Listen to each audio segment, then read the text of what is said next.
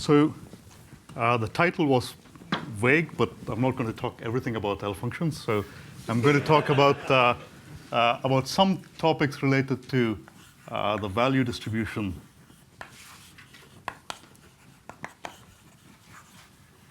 and moments of L functions.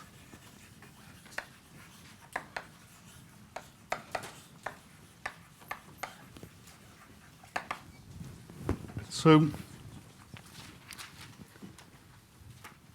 to maybe to start with, you can imagine. So we have I had some notion of a family of L functions, and this might mean things like looking at the values of say the Riemann zeta function zeta of sigma plus it, where sigma is some fixed number.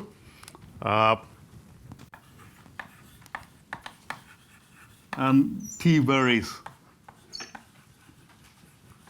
and is large. Say, let's say t lies between capital T and twice capital T. And then you can ask for the distribution of values of this object. Or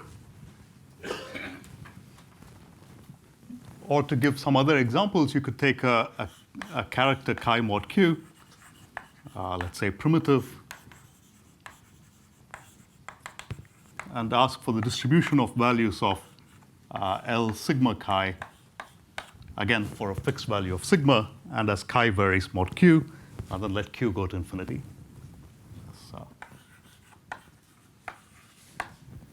Or to give some other examples, you could look at a special class of characters, which are namely quadratic characters. So these are parameterized by fundamental discriminants t.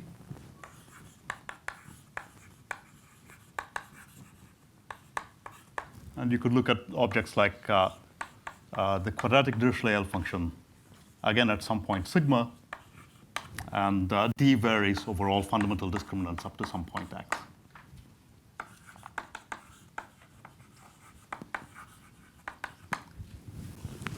So these are some kind of sample problems that you could consider, and you could look at other variations of this. You could take some automorphic form maybe and twist that by characters. So let me give maybe a few more examples. You could look at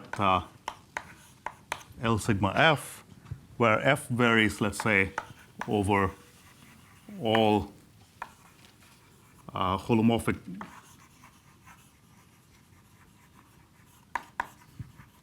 Hecker eigenforms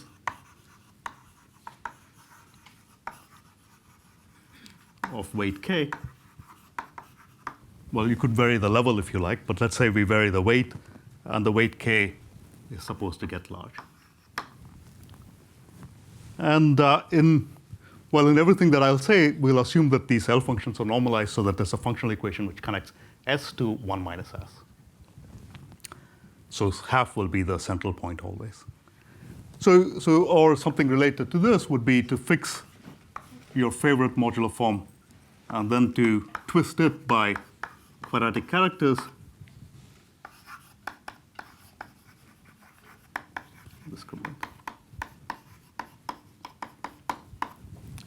Okay, so these are some sample objects that we would like to study. And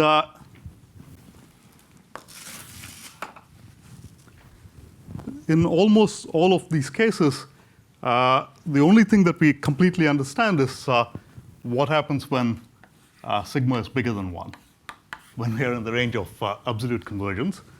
So there you can say quite a bit, like let's say we take L sigma chi d, which is just given by this Euler product.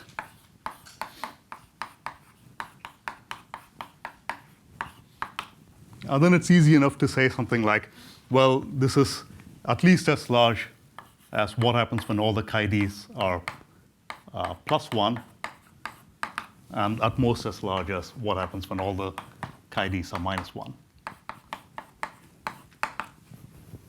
So it varies between two constants, and it can get arbitrarily close to this constant or arbitrarily close to that constant by choosing the first few primes to point in a certain given direction. So this is, you could say, easy enough to understand.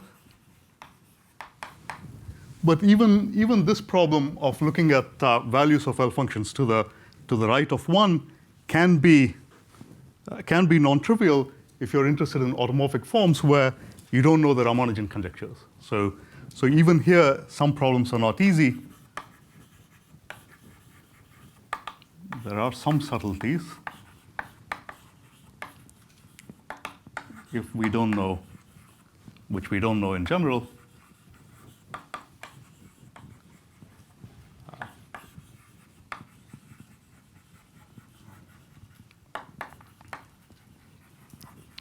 for the coefficients of these L functions. So maybe I'll just say here that we can say things here, but I'm not really going to focus on this, but let me just say there's work of Molteni and Xian and Li, which deals with problems of this type of bounding L functions at the edge of the critical strip or just a little bit to the right in situations where you don't have the Ramanujan conjectures. Think, for example, of a mass form. Okay. So the first problem, which is non-trivial, would be to ask for the value distribution at the edge of the critical strip.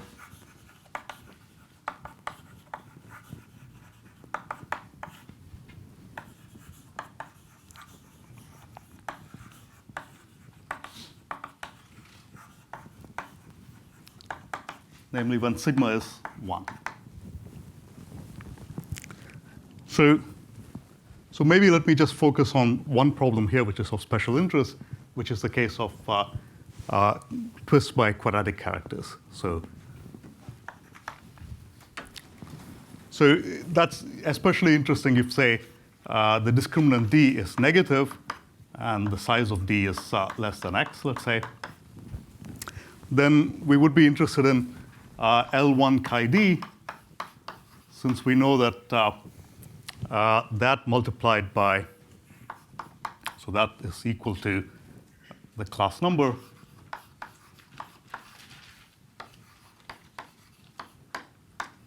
and let's see, this has to be a constant here, like 2 pi divided by w, which is the number of roots of unity in the field. Well, w is usually 2, so up to some factor of pi, this gives you information about the class number of the field, q square root of d. So asking for the distribution of values of L1 chi d is the same problem as asking for the distribution of class numbers in this example.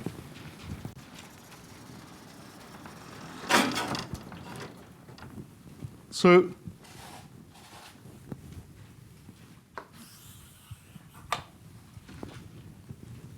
that's a problem that we don't understand very well.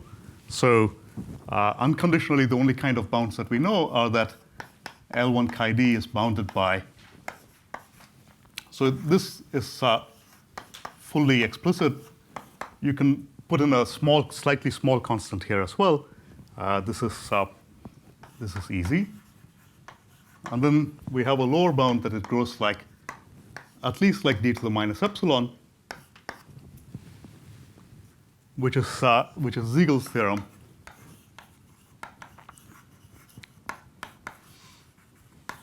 Which is ineffective and remains an important open problem. But this is not the truth of what happens for L1 chi d. If you know something like the generalized Riemann hypothesis, then we have much better bounds. So we know that it's bounded at most by some constant times log d.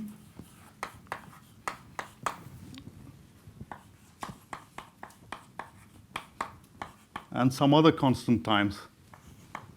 So I'll write c everywhere, but the c might be different constants in each occurrence. So c divided by log d.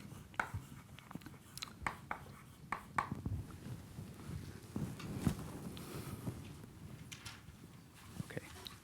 So how should one think about this? And also, how do these large and small values come about?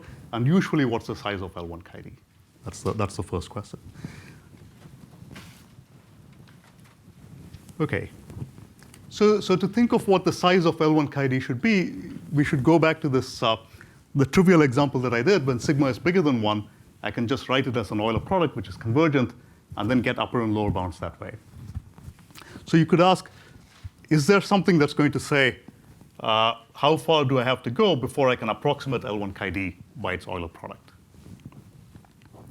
So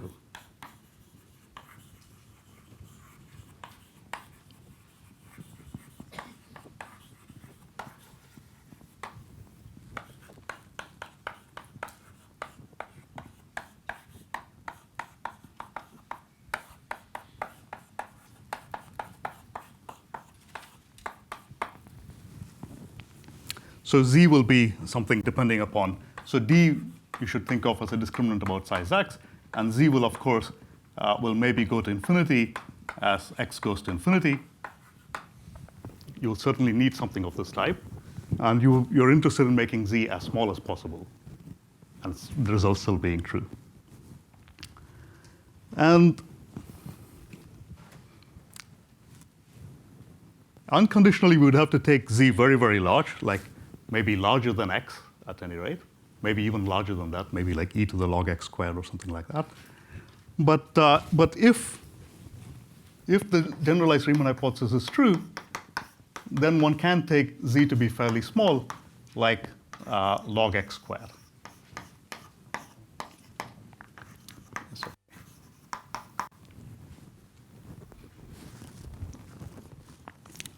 And once you know that, then these bounds follow, because this product at most can be as large as a product of 1 minus 1 over p inverse up to log x squared, which gives you this upper bound, and it's at least as large as this, which gives you this lower bound.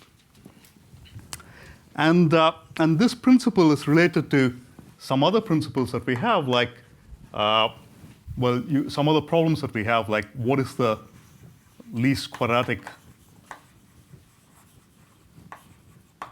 residue or non-residue.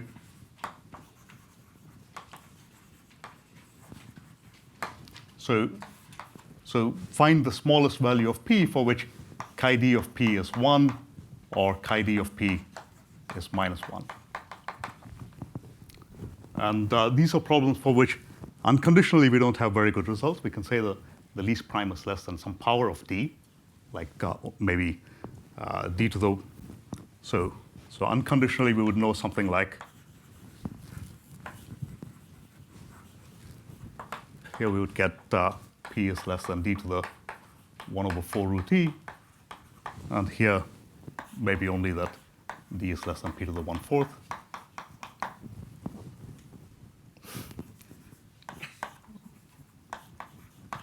My character is mod d plus epsilon.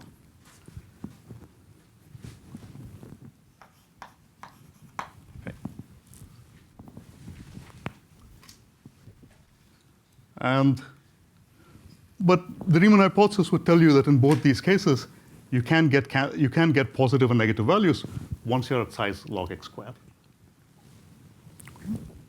Okay.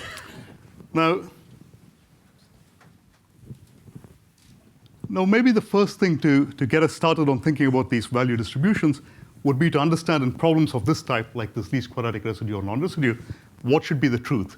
GRH tells you something like log x squared, but that's not really the truth. The truth in these cases should be that there exists such a value,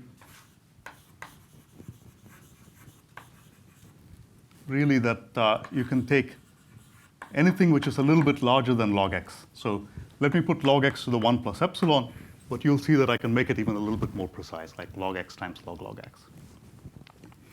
And the reason is simply to think of randomness. So each prime p could be plus 1 or minus 1, and it's roughly plus 1 or minus 1 with probability 1/2. So I can think of this chi-d of p as being like a random variable xp. And this random variable takes values roughly 1 and -1 with equal probability. But you might want to be a little bit careful because there is a third possibility that the value could be 0 when p divides d. Okay? So let's allow for that possibility. And then you can work out that the right probabilities here are this is with probability p over 2 times p plus 1. This is with probability 1 over p plus 1. And this is with probability p over plus 1. So this is approximately 1 over p. It's 1 over p plus 1 because d is conditioned to be square free, essentially. Well, just pretend there is plus minus 1 with equal probability. Then to get z numbers pointing in the same direction, the probability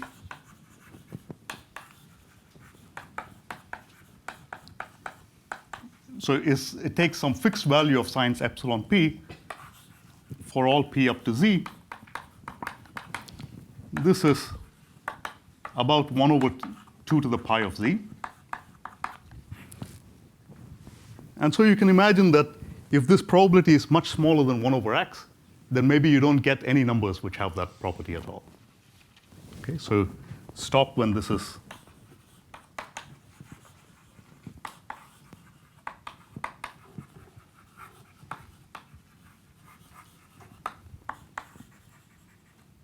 and 1 over x. Okay, so that's a plausible conjecture for what we should expect for this least quadratic residue or non-residue problem. And you might also think that that's a plausible conjecture for what the values of L1 chi-d should be, that we should be able to take this Euler product and take the Euler product up to essentially log x to the 1 plus epsilon. And that's a good approximation to the value of L1 chi-d. Okay? So, by the way, this conjecture is stronger than RH in the sense that it will predict values which are predict upper bounds for L1 chi-d and lower bounds for L1 chi-d, which are about half the size of this upper bound. Okay. Okay, so that's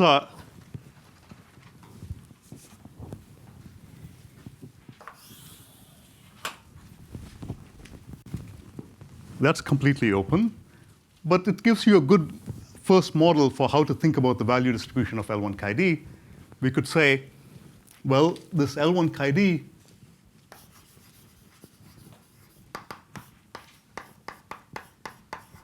should be modeled by looking at a random Euler product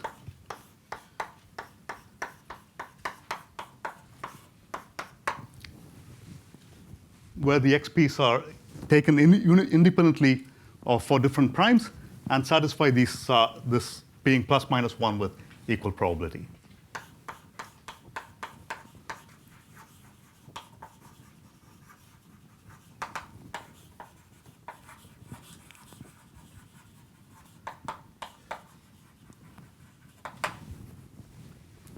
So I have an infinite product here, but you can check that this infinite product will converge almost surely. And the reason why it converges is, well, the convergence of this product is related to the convergence of sums of the form xp over p, if I take the logarithms of this side. And then the convergence of this sum is OK, because if you think of the xp's, they are plus minus 1 equally often. So summing x of them will give you square root cancellation in the sum of the xp's. And they're weighted down by something more than square root of x, which will give a convergent sum. So this converges almost surely.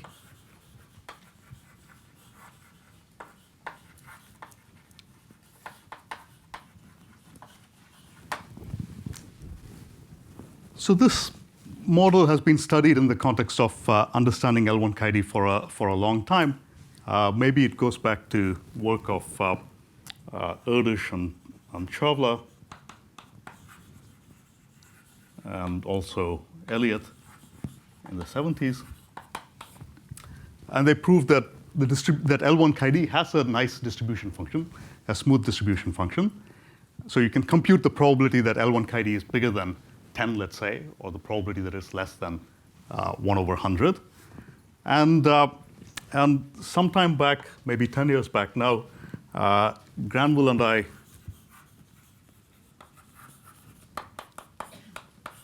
studied this carefully, trying to determine with what uniformity we can match the distribution of values of L1 chi-d with the distribution of these random Euler products. So we could prove something like, well, so the way you do it is by computing the number of fundamental discriminants up to size x, for which L1 chi-d is bigger than some number, which let me normalize as e to the gamma times tau. The e to the gamma is for this Mertens type constant that comes in this Euler product.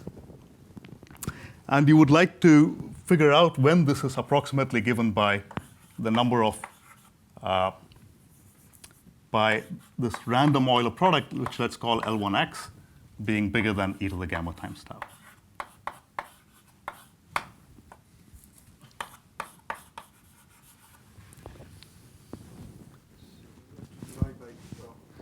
And let's divide here by the number of discriminants up to size x.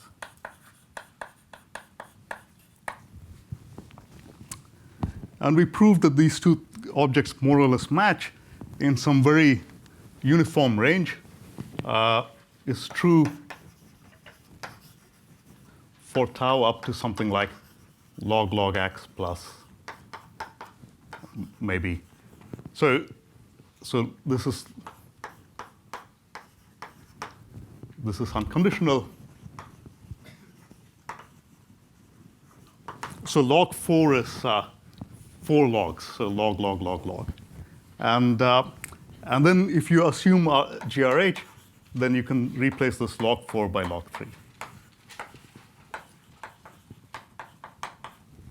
OK, so what does this mean? Well, you can ask, well, what exactly does the probability of this L1 chi-d being large, what does it look like as a function of tau? It's some crazy function. It's not something nice like Gaussian and tau or anything like that. It actually behaves very strangely. It decays doubly exponentially. So this behaves like e to the minus some constant times e to the tau over tau. Is that still legible when I write there? Yep, OK. And so this is an asymptotic, not an exact equality. And this constant c is some funny constant. It's about, I wrote it down because I can't. So it's e to the minus 0.8187, something like that. And this constant that appears in the exponent is some weird thing.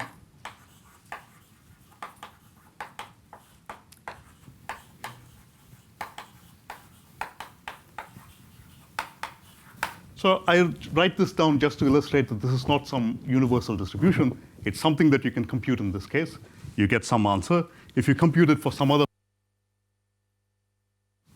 okay, it doesn't have anything to do with just the family of L functions. It has things to do with the actual coefficients and what d you're ranging over and so on. Okay, so what does this mean? If you look at this probability, because it's doubly exponential, it means that once tau is on size of log x, then this probability becomes something less than 1 over x. Okay? And because it's being divided by this tau really has to be, if it's on the scale of log x plus log x, then this proportion becomes less than 1 over x. And you expect nothing to be, so you don't expect this equality to hold once tau is bigger than this plus 20, let's say. Then there should be nothing which satisfies that inequality. So essentially, there's a very wide range of values of tau in which this inequality can possibly hold. And we have as a theorem, at least on GRH, that it almost holds in the entire range in which it can. Okay? So the fact that the two distributions match for such a wide range might lead you to believe that, so therefore,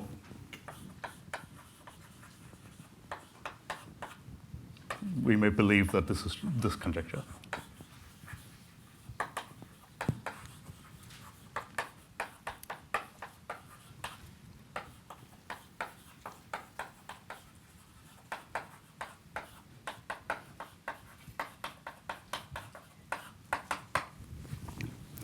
which again, as I said, is in some sense beyond Rh.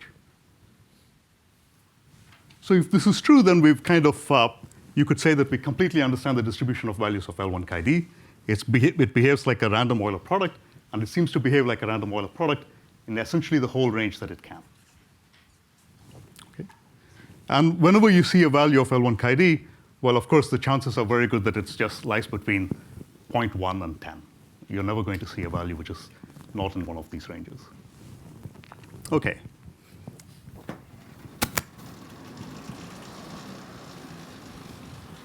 Let me see if I can.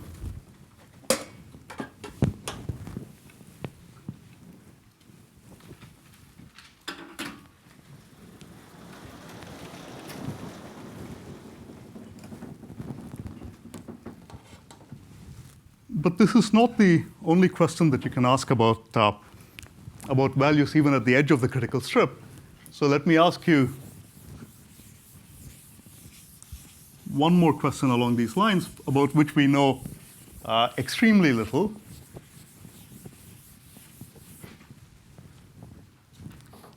So let me just think about negative discriminants.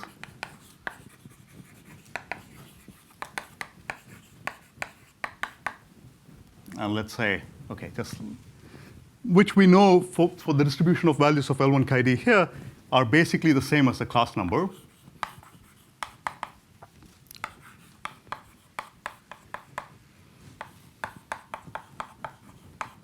At least when d is not -4 or -3. Now this, of course, is an integer, which means that these things are not arbitrary real numbers.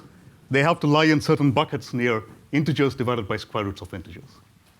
And if I want to understand this integer, then I'm not really interested in just understanding how the values of L1 chi d are distributed. I'm really interested in understanding them in very small intervals. Like if I take an interval of length 1 over root x, I would like to understand the distribution of L1 chi d in such a short interval. Okay?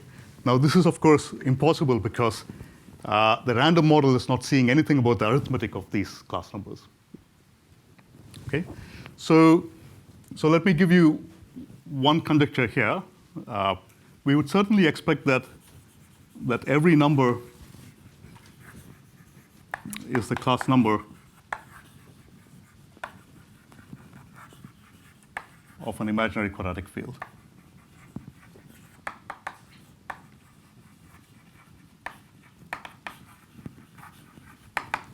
I think this is an obvious conjecture. And the reason why I say it's obvious is that you have about x discriminants up to size x. You take the class numbers, they all are of size about square root of x. You're taking the square root here. So you have x numbers mapping down to square root of x numbers. So each number should get its fair share of fields for which it's a class number. So there should be roughly root x. So if I give you a number, given a number h, there should be about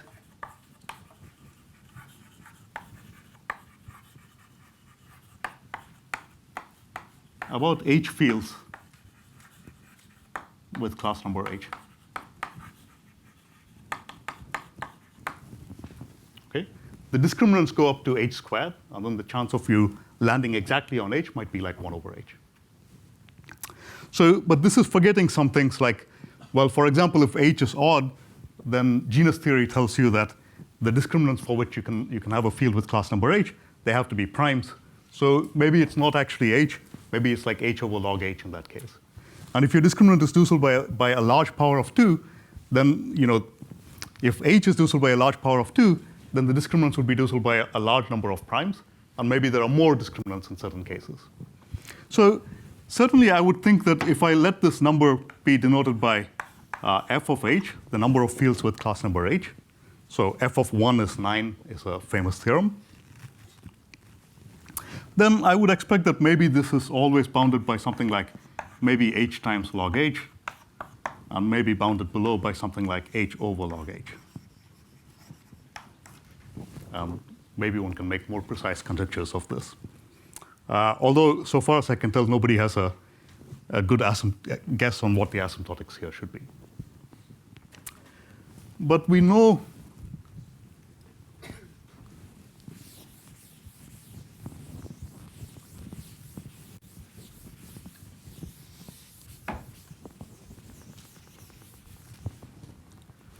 very little about this. All we know is that, and it follows from this work on the distribution of L1 chi-d that I've just been talking about, we can compute the average of this function f of h. And it turns out to be a fairly nice constant.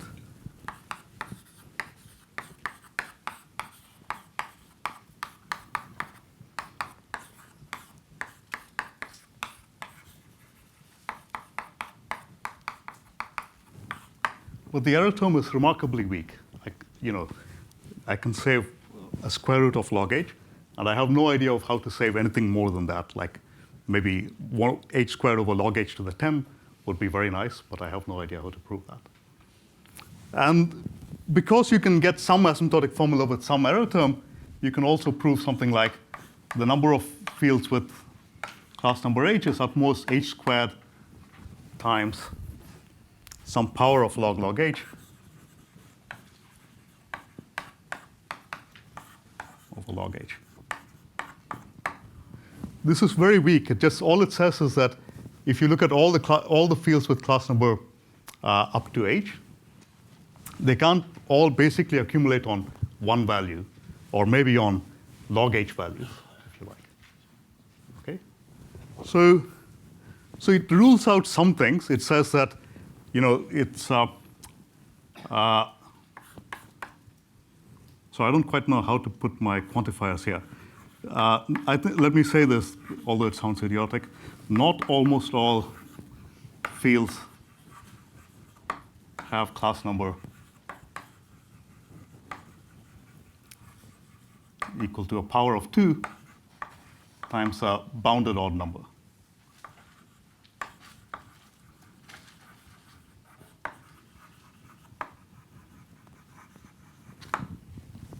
Okay.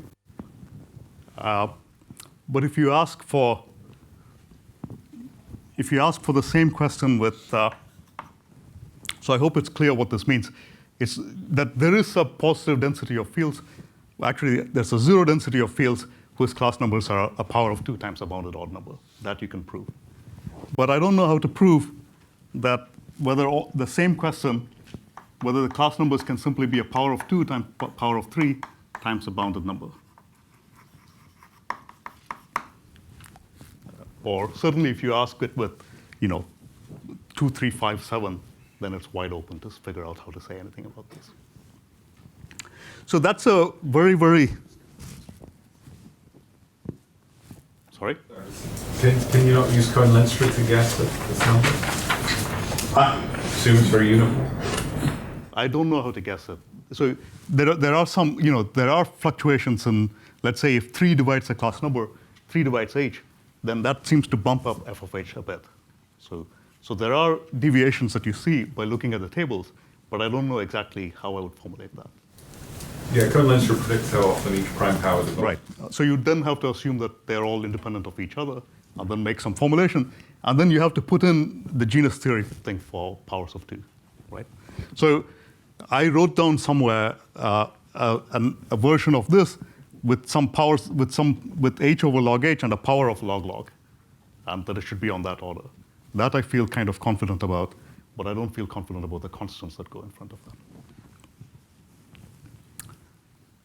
So this is a very strange kind of conjecture because it's telling you that these values of L1 chi-d, maybe, we know they converge to some nice smooth distribution function, but it could still be a very granular kind of distribution that at any point you find that they accumulate in very short intervals around a small number of integers. And we don't know how to rule things like that out. Okay.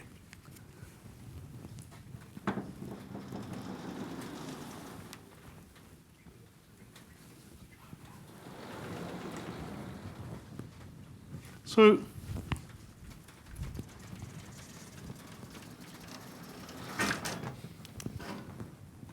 I don't know if there's a good way to ensure that something is the middle board. Okay.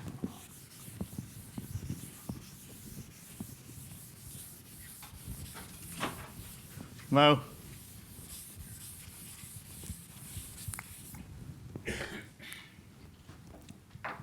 so that's what happens for the edge of the critical strip. You can ask for any other value, sigma, which is bigger than half and less than 1. If you fix sigma bigger than half, then there has been some work on this recently due to Lamzouri, who also discusses things like, let's say you could look at the analog of what I was talking about in the zeta function case. If you look at zeta of 1 plus it, you can think of how this is distributed in the complex plane. So it's real and imaginary parts, or its size and its amplitude and its argument, if you like. And he also has extensions of this to values of sigma that lie strictly bigger than half. And the story is more complicated, but kind of similar in spirit, that you can still understand things pretty well using the random model.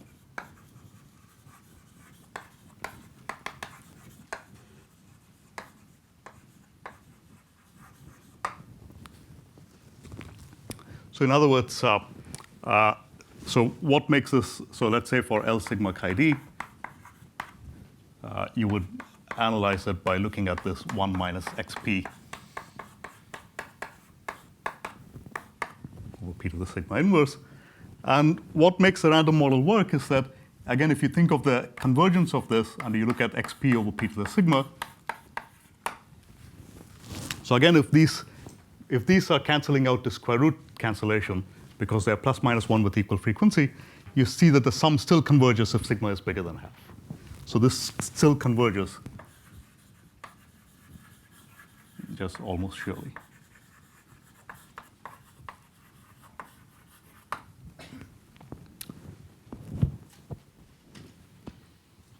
But so here's one kind of corollary of this work. If you fix sigma less than 1, and if you look at the values of okay,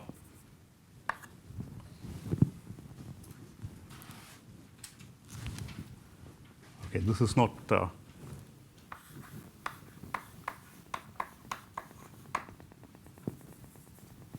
so one way to say it is that this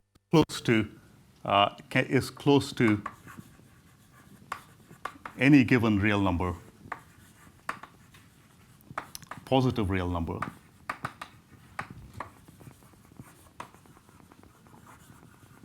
for infinitely many values of the discriminant t. Okay, so there's a distribution function for this, and any given real number, around it, there's some positive density with which you take values in that distribution. So the reason why I was going to write something down and I hesitated because we would, of course, love to be able to prove that the image consists only of positive real numbers. But we don't know how to prove that because that would be some part of the Riemann hypothesis to say that there are no real zeros of these functions. Okay?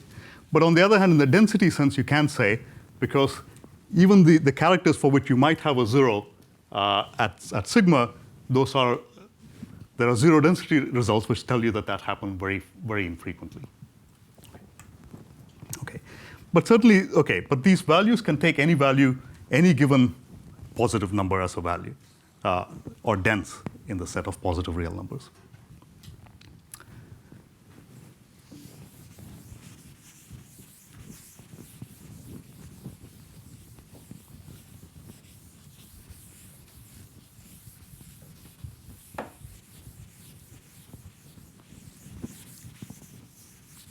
Okay, so that tells you what happens to the right of the critical line. And now for the rest of the time, I'm going to talk only about what happens on the critical line. So now we're going to discuss to sigma equals half, which is in some ways the hardest case.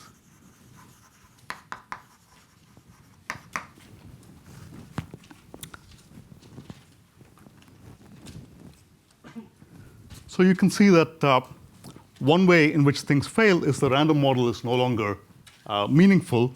If I write down a random Euler product of this type, then this series does not have to converge anymore.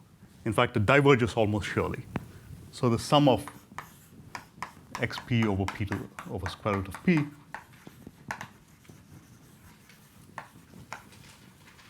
diverges almost surely.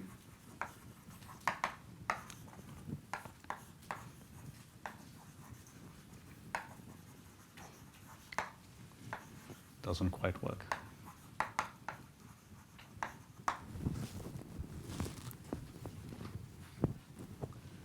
And you can see it in other ways too, because there are zeros of L functions on the half line. And whenever you have such a zero, it doesn't make sense to approximate it by any kind of Euler product that you have. Okay. And it's also reflected in the fact that some very basic questions about the values of, say, zeta of half plus it are unanswered. So here's a conjecture which goes back to Ramachandra.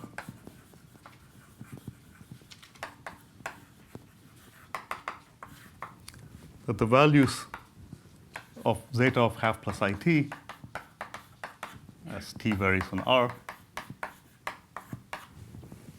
these values are dense in the complex plane.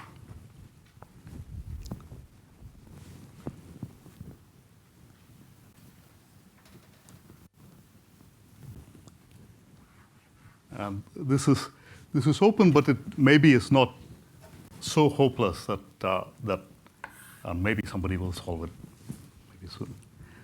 So there is work on this by Emanuel Kowalski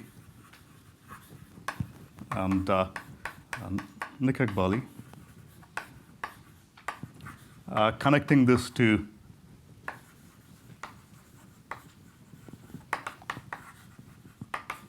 moment conjectures for zeta of S.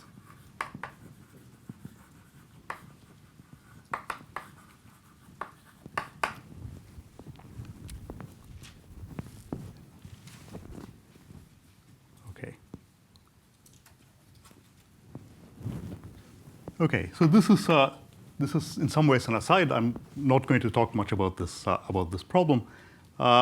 So one difference is that while these values to the right of the critical line actually have a value distribution, the values on the critical line don't have a value distribution. What you have is a different kind of result, which is due to Selberg, which we would like to find analogs of this for L functions, which we don't have. Selberg has a theorem that says that as t varies in, let's say, t to 2t,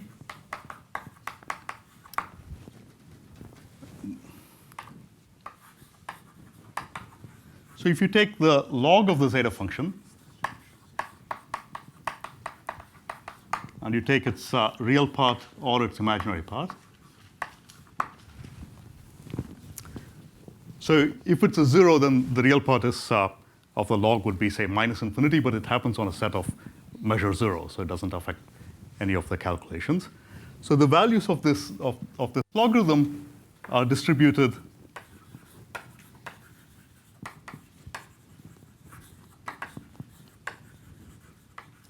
like a Gaussian, so like a normal random variable. So they're approximately normal with mean 0 and variance about half log t.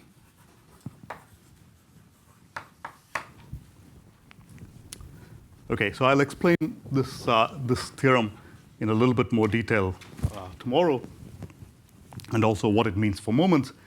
For the moment, let me just say that what this means is that, okay, this variance is growing, right? So what it means is that if you take a value of zeta of half plus it and you just look at it, there are two cases. Either it's some large number in size, or it's some small number in size. Okay, and you're never going to see. So the probability that you see a value which is of size 10 is going to be 0. So therefore, you can't you can't make progress on this conjecture that the values are dense in C, because that is actually a set which has zero measure. Okay. Now,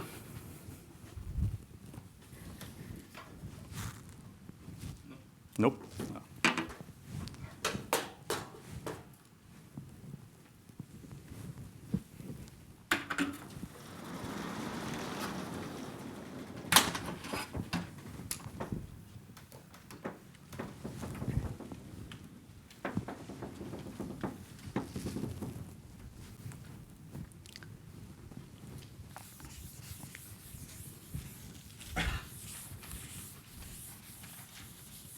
Okay, so now we can get to the main topic that I'll discuss in the next lectures, which is a classical theme that goes back to Hardy and Littlewood.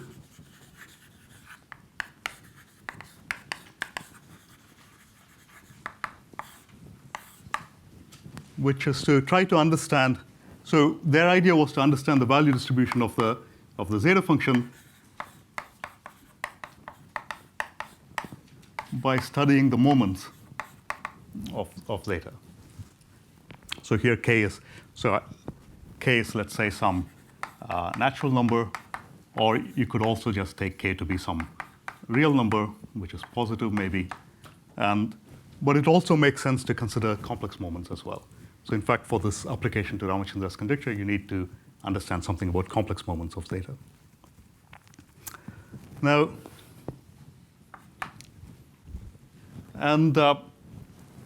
one reason why they were interested in it is that it's very easy to see. So this is just the L2kth norm of the zeta function. So of course, if you can understand this for large values of k, you can say something about the L infinity norm of the zeta function, which is the Lindelof hypothesis.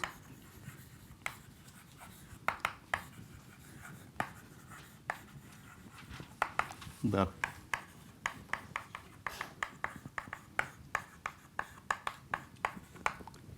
this is equivalent to knowing that these moments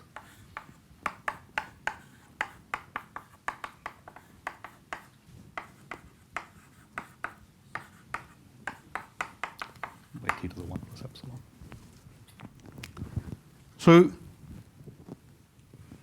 So there's been a lot of work on this question from the 1920s due to Hardy and Littlewood, but so far in this case we have only asymptotic formulas in two cases, for k equals 1 and k equals 2. So for k equals 1, this is asymptotic to t log t, which is due to Hardy and Littlewood.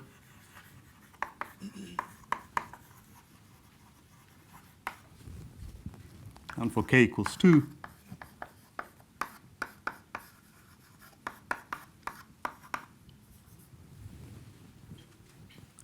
so maybe I'll write this in anticipating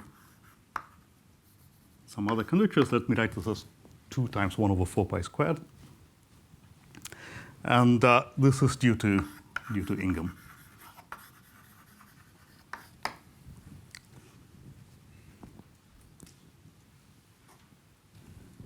So actually, Ingham's paper is quite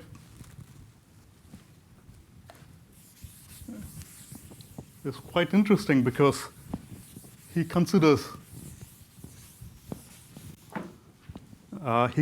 more general objects like zeta of, so let's say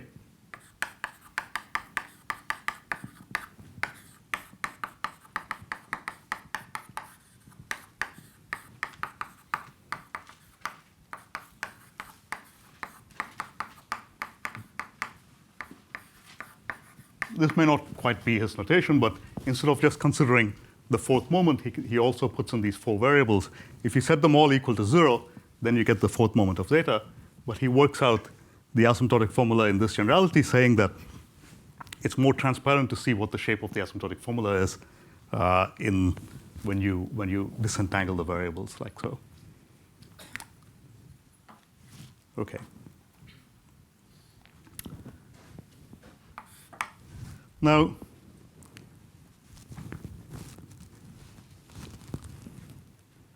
so for a long time, these were all that was known, and it was not even clear what the right conjectures for these moments are.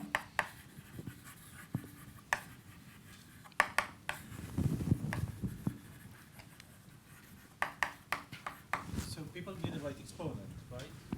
People guessed the right exponent, right? So there was a folklore conjecture. I don't quite know who to attribute it to. Maybe Titchmarsh would be a reasonable person to attribute it to. There was a folklore conjecture that the 2kth moment, let me give this a name just to stop writing it all the time, that this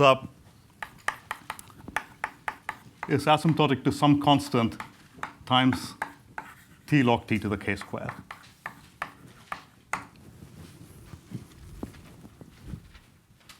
So, and then maybe in the early 80s, there was a suggestion by Conry and Ghosh that you should, that this constant ck factorizes nicely as the product of two constants, ak and gk. And well, okay, at the moment, of course, this is not so profound to write this down. But the point was that there's a natural thing that you could associate with the kth moment with the kth power of the zeta function. That has a Dirichlet series, which is the kth divisor function dkn over n to the s, at least in the range of absolute convergence. Now you could think of this expanding this moment as being like the mean square of the kth power, and think of using a Parseval type argument. Okay, so a Parseval type argument would suggest that maybe the asymptotics should depend on some object which maybe looks like this, dkn squared over n. So you're on the half line, so there's an n to the half plus it, and if you take the squares of that, you get dkn squared over n. And what is bogus about this is where I have truncated it, choosing to truncate it as n up to t, which is not motivated by anything at all, except that that's the natural scale maybe on which this behaves.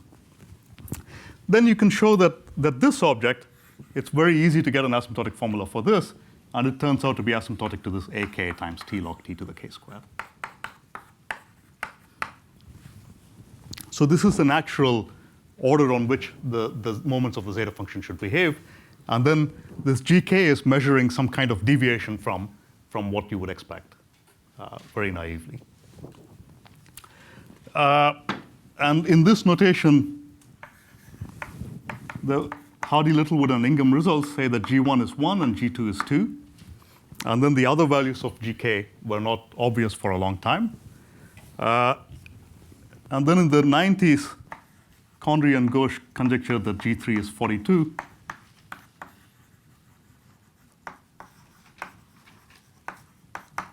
And Conry and Gonick conjectured that G4 is 24,024.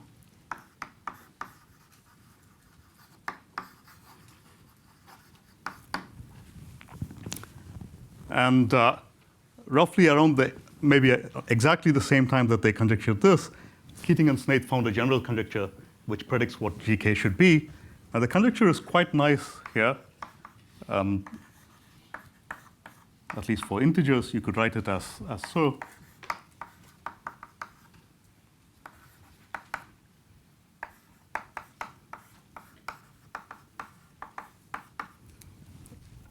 I think if I remember this correctly, then this should work out to these numbers for the small values of k.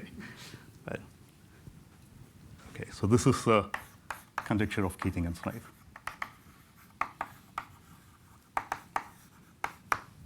And actually, I said this for integers, but you could actually make sense of it for non-integer values as well. You simply have to replace factorials by gamma functions, and you basically get something which is related to a Barnes double gamma function. So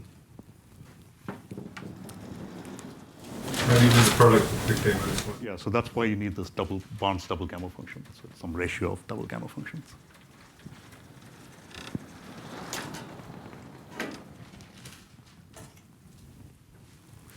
Okay.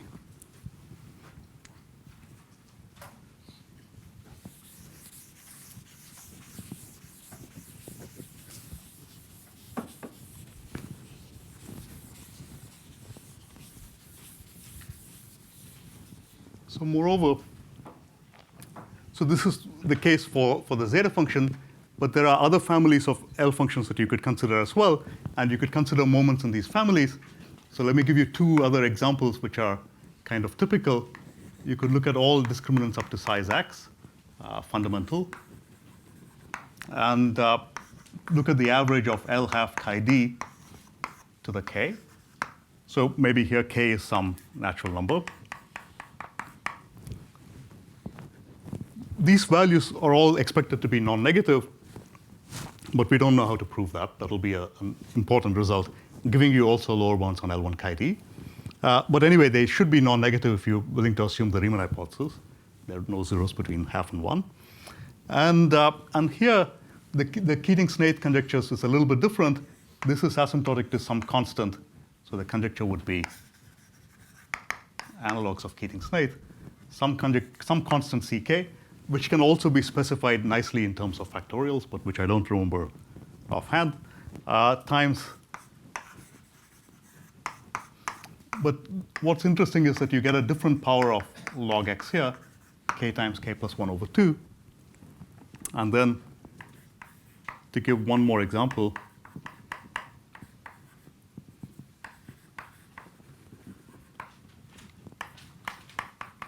let's say you fix your favorite modular form f and take quadratic twists of it. And then here you get some constant ck, maybe different constant from here.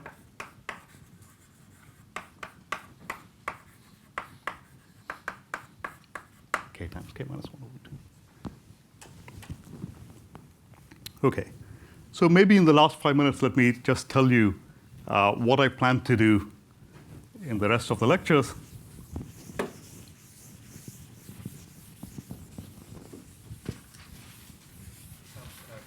Since you're raising the Selberg's theorem, Yeah. if he's just naively sticking Selberg's theorem to try to guess what the people would be, would you just get the AKs? So you would get, well, it's not clear how exactly you would formulate it. You would get the right power of log, and that's something that I'll talk about. You would get, so Selberg's theorem should predict that you should get some constant times t log t to the k squared, and that will also be the key to trying to think about what the distribution of these should be. That we would like analogs of Selberg's theorem in these contexts, which we don't know how to prove. So okay, so the first point is what Terry just said. I will try to make I'll explain the link between moments and this value distribution to things like Selberg's theorem and expected analogs for L functions.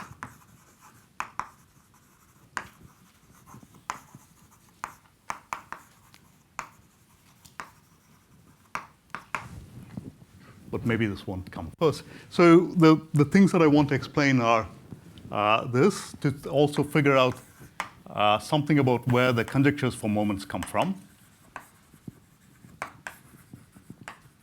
So there's a particularly nice way to formulate these conjectures, which is due to Connery, Farmer,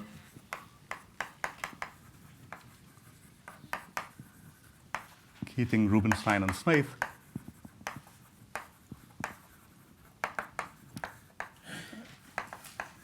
And the heuristic is very simple, and it gives a very elegant answer for what all the moments in all the families you can think of should be. But on the other hand, even so you can, and this has been verified in many small cases, which I'll mention some of these small cases tomorrow. But but what's maybe unsatisfying is that there is a very nice conjecture, but all the proofs in which we can check the conjecture in the small cases are very unsatisfactory in that they involve you have a huge mess, and then you check somehow that the mess that you get matches up with this nice conjecture. It's not very illuminating, the proofs. And then we have general techniques which allow us to give lower bounds for all higher moments. So in other words, if you know some moment and you have a little bit to spare, then you can get lower bounds of the right order of magnitude for all higher moments than that. And the fourth one would be that a complementary principle to this, that if you have upper bounds for some moment,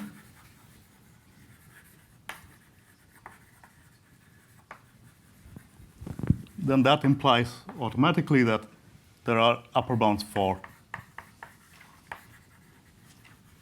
all smaller moments. So of course, this is obvious if you don't get the right power of log by Holder's inequality. So the point is you can get the right power of log in both these cases. And the last one is related to this kind of argument. Now we know that if you, on GRH, you can very generally prove upper bounds of the right order of magnitude.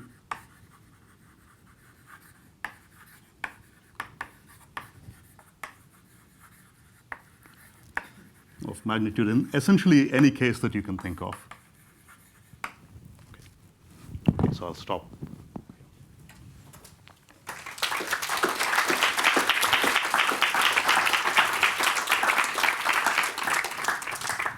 Thank you. Are there questions or comments?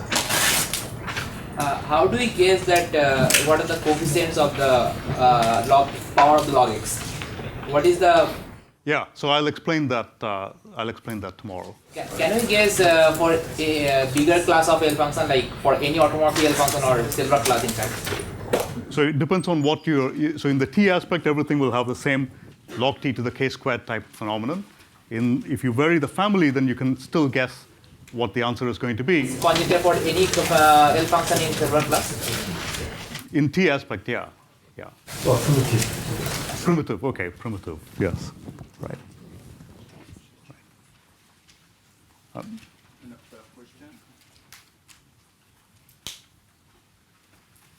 Okay, so if not.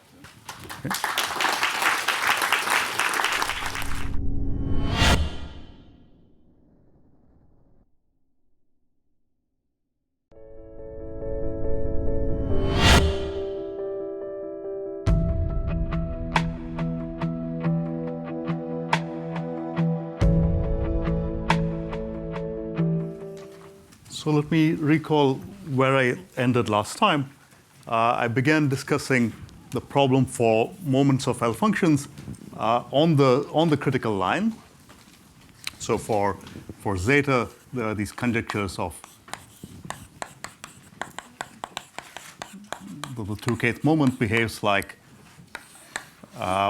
some constant ck times t log t to the k squared. And the ck was factors as the product of two relatively well understood things. AK is very easy to understand. It can be written explicitly in terms of an Euler product. So it can be given as an Euler product, which converges absolutely. And then this GK was this mysterious factor, which I wrote down a formula for, conjectural formula for last time.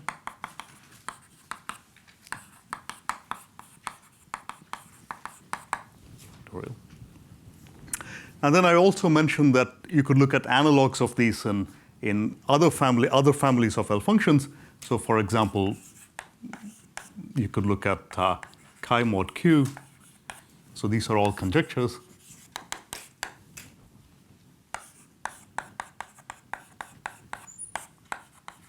Let's say if you average over primitive characters, and this should be asymptotic to some other constant ck times q log q to the k squared. Let's say q is prime so that I don't have to worry about how many primitive characters there are. Or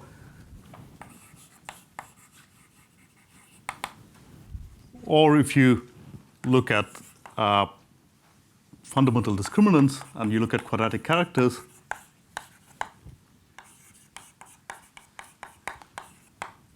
then this should be asymptotic to some constant times.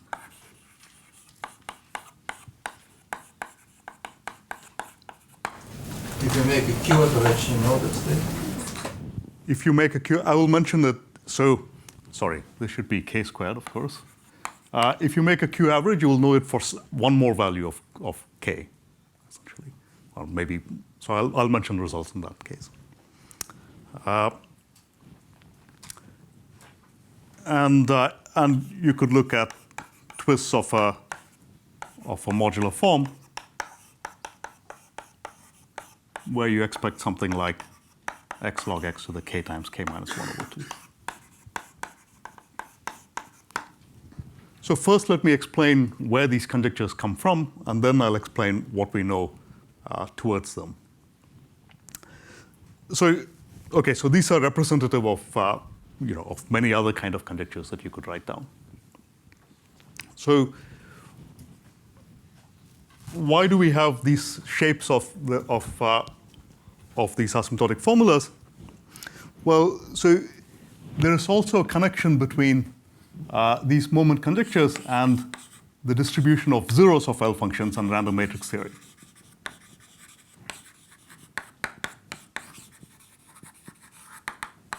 So let me just say, let's say for the zeta function, for zeta, if you look at the zeros, and suppose we assume the Riemann hypothesis and write the zeros as half plus I gamma, and arrange these gammas in ascending order, then there's the conjecture which goes back to Montgomery and with numerics by Odlyzko and then extensions by Rudnick and Sarnak.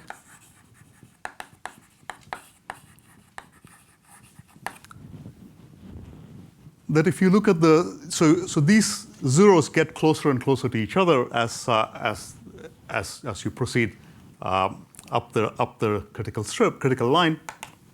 So the nth zero is roughly of size 2 pi n over log n, because there are about t log t zeros up to height t. So you can normalize this by looking at gamma n times log gamma n and divide by 2 pi. So the nth normalized zero is about size n, and you can ask for the spacings between gamma n's.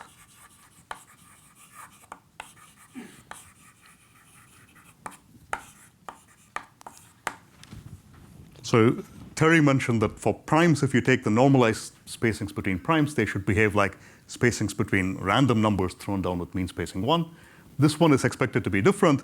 The spacing between these ordinates is expected to correspond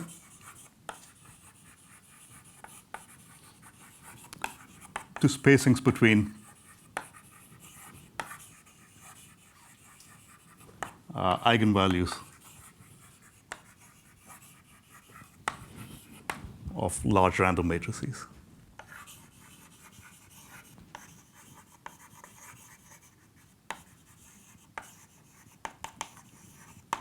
So maybe to give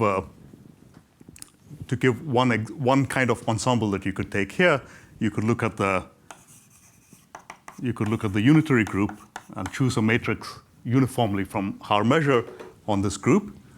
So, and then it will have eigenvalues which look like e to the I theta 1 to e to the I theta n. And then these numbers theta 1 to theta n lie between, let's say we arrange them so that they lie between 0 and 2 pi. And then what you're interested in would be the normalized spacings between theta j times n over 2 pi. So then the difference between two consecutive eigenvalues would be, if you normalize these eigenangles, the spacing would be 1, and that whatever spacing that you get should correspond to this spacing. So in other words, for each matrix, you look at the spacing distribution here, and then you average that over all matrices in this group, UN. So when you average it, there is some measure on how these theta 1 to theta n are chosen. The measure is not simply d theta 1 to d theta n, it's something that keeps track of this, e to the I theta j. Let's say j and k go from 1 to n, and then times d theta 1 to d theta n. So the difference here from just taking angles independent of each other is that the angles here repel each other, and you don't want two angles to get close to each other. The space of the group where any two angles are very close to each other is very small, comparatively. Okay, so that's a conjecture on the zeros of L functions. And the conjecture says that you should look at the spacing between zeros of random matrices, and you want large random matrices, so at the end you let this parameter capital N go to infinity. So Keating and Snaith had the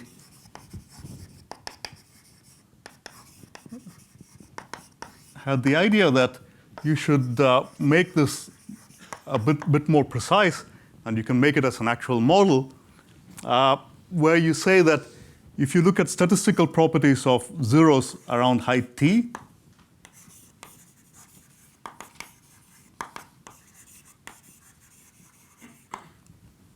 then that should correspond to, so you don't just want to say that as t goes to infinity, it corresponds to something on the random matrix side. As n goes to infinity, you want some relation between t and n. And the relation that they postulated was that, well, the spacings between two consecutive zeros here is roughly 2 pi over log t, and the spacings between two consecutive eigenvalues here is roughly 2 pi over n. So that kind of gives you this, this equivalence. If you set these two things equal to each other, you should take n to be, roughly speaking, on the scale of log t. And you look at random matrices of size log t. Okay, so if you believe this, then that gives you a way of thinking about other problems on L functions. So, for example, if you want to think about properties of zeta of half plus it around height capital T, then you might expect that this is modeled by some other object, by the object here, whose zeros are the eigenvalues of your random matrix, and that would be the characteristic polynomial of a random matrix.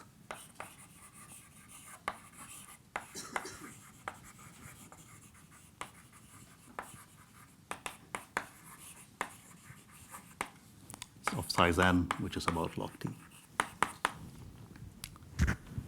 And then you can imagine that maybe the conjecture for the 2kth moment of zeta of half plus it should correspond to whatever we can find for the average over the unitary group of the characteristic polynomial of some matrix G to the 2k average over the group G. So now this side one can calculate exactly, and in fact was something which was computed by Selberg in a famous paper that he wrote in a Norwegian high school journal. And so he computed that this is a polynomial. Well, or from his work, it would follow that it's a polynomial in n of degree k squared. Okay, and this should correspond to log t to the k squared. So you can see this matching, and the leading order asymptotics for this involves this constant gk times n to the k squared. And this is the motivation for the Keating-Snaith conjecture. So notice that in this analogy, you don't see this arithmetic factor ak, which I said was easy to understand, and you could write in terms of some Euler product involving primes. Of course, there are no primes on this side of the random matrix side calculation. You can form an analog of this in all the other cases that I wrote down. The group that you average out might change depending on the family that you're interested in, and you can form analogs of these conjectures. So the other conjectures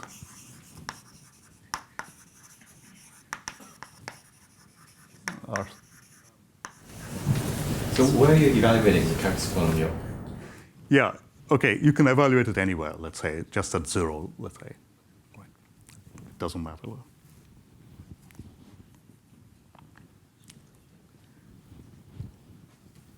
It would make so in the T aspect, it makes no difference where you evaluate it. In one of these other families, you might have to evaluate it because there's no special point in this situation. So the other conjectures are formulated similarly, and you would there were refinements of this conjecture of Montgomery and Rudnick-Sarnak by work of Katz and Sarnak on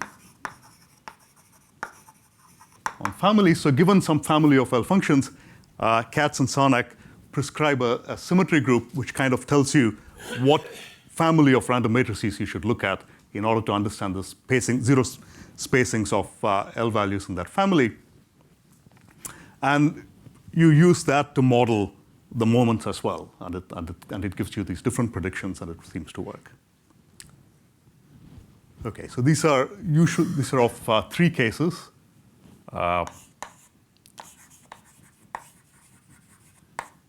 Unitary, which is where examples are like the zeta function in T aspect,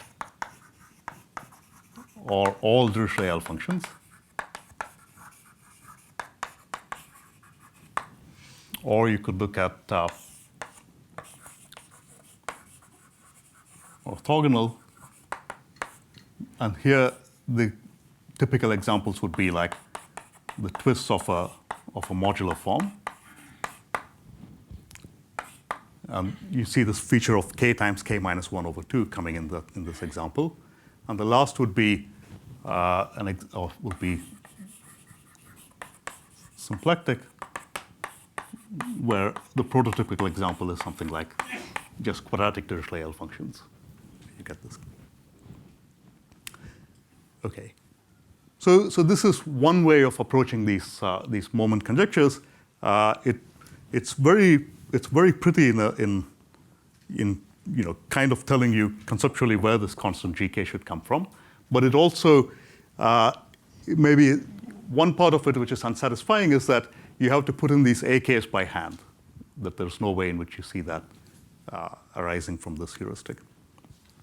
So maybe one heuristic along these lines should be that maybe one should think of the zeta function as having two parts.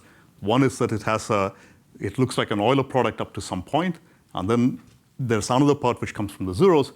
The Euler product one does separately and must match something from the AK times some well-understood thing. And then the average of the zero part should give you something which just gives you this random matrix calculation. So there is work along those lines by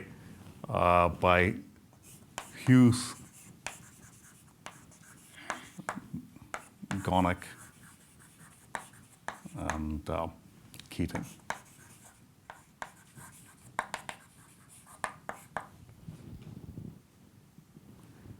I'm not sure that I'm remembering the names correctly. So maybe Farmer.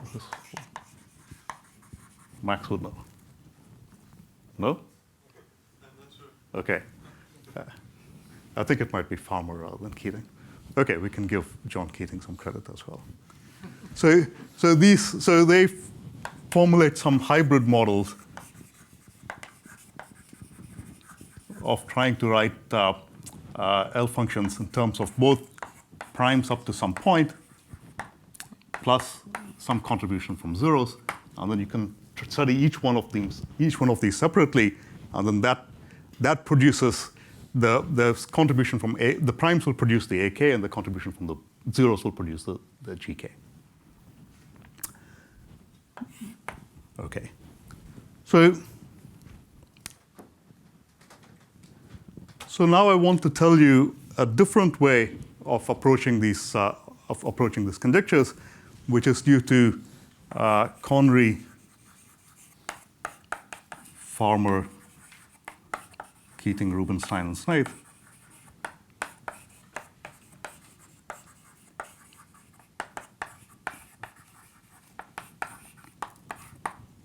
Which just for integer moments. So this argument actually will work for real moments as well. And for integer moments, there's a conjecture which will identify, let's say one advantage of this is that it identifies all the lower order terms in the moment conjecture. So for example, in the case of the 2kth moment of the zeta function, it'll produce that there is a polynomial pk in log of t, so of degree k squared, and then it'll identify for you all the terms in the expansion form of all the coefficients of pk. But it's a very messy polynomial. It won't just be this polynomial, because as you can see, it'll also have to include arithmetic coefficients corresponding to generalizations of this ak.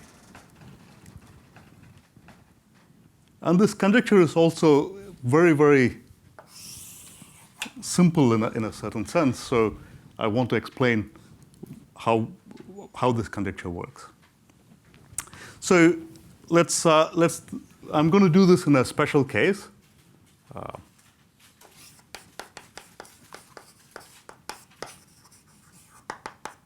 And we're going to look at all Dirichlet characters chi mod q. Let's say these are primitive. Assume that q is prime, if you like, and something large.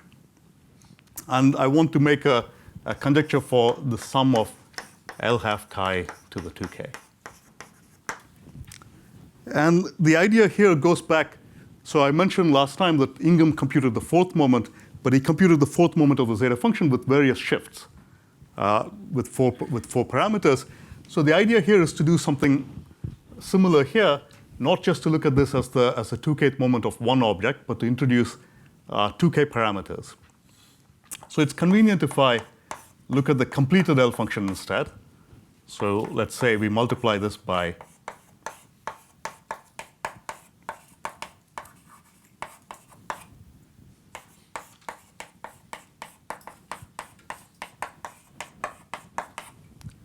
there's an epsilon chi here. So complete the L function by multiplying by the appropriate gamma function. So this is either 0 or 1, depending on whether the character is even or odd. And this is a Gauss sum whose sign is 1. Absolute value is 1. OK, I won't worry too much about this A. So suppose instead of looking at L half chi to the 2k, we look at the following object instead.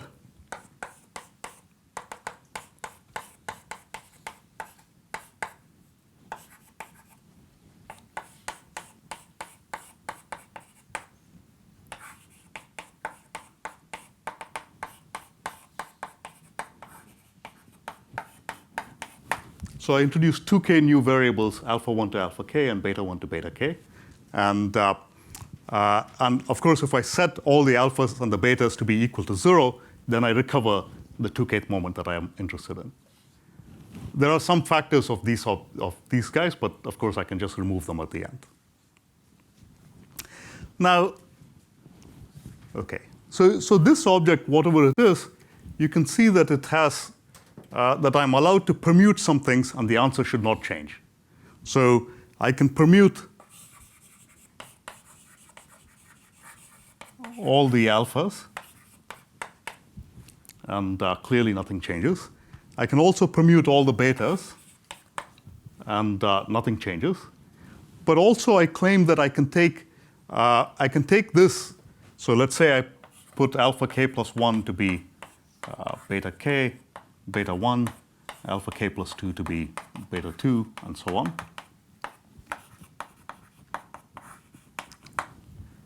And I claim that if I can think of permuting these 2k variables, and then still nothing should change. Okay? And this is the step that you have to check. And the reason for that is that if I make a permutation of all of these 2k variables, then some of the pluses will become minuses. Let's say some alpha 1 becomes a beta 1, and beta 1 goes back to alpha 1. If I do that, then I'm using the functional equation twice. Once to replace this by a half minus alpha 1 chi bar, and then using the functional equation once to replace this by a half plus beta 1 chi. And if I use it twice, the sign of the functional equations will cancel out as well. Epsilon chi times epsilon chi bar will be 1. Okay? So nothing changes.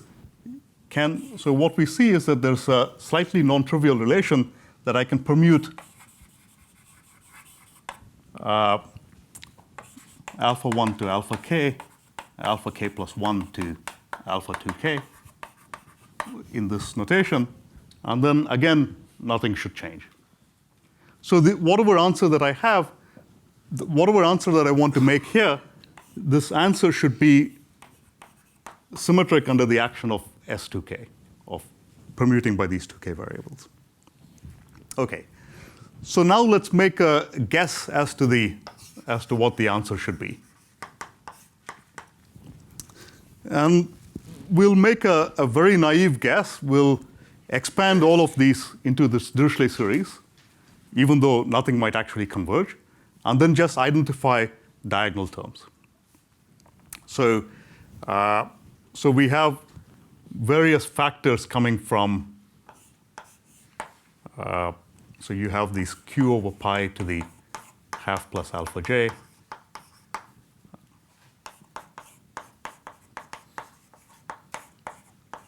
So again, I'll forget this a that appears. So let's so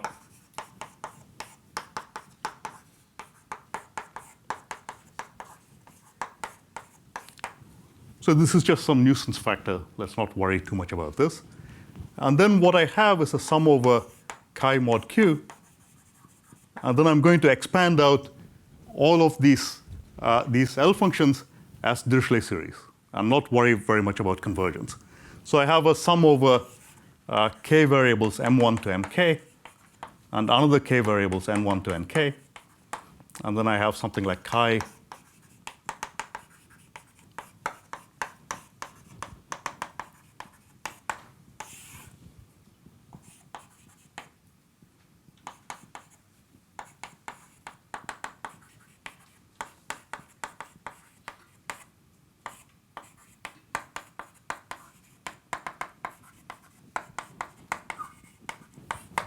something like that.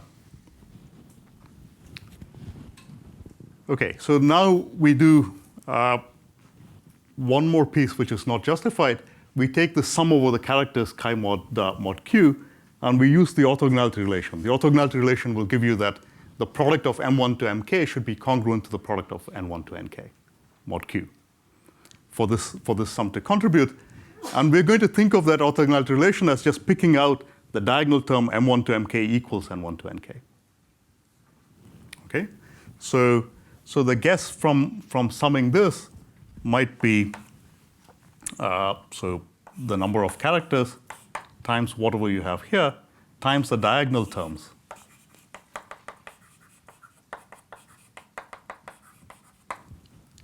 Well, these should also be co-primed to q if you like. So variables co-primed to q.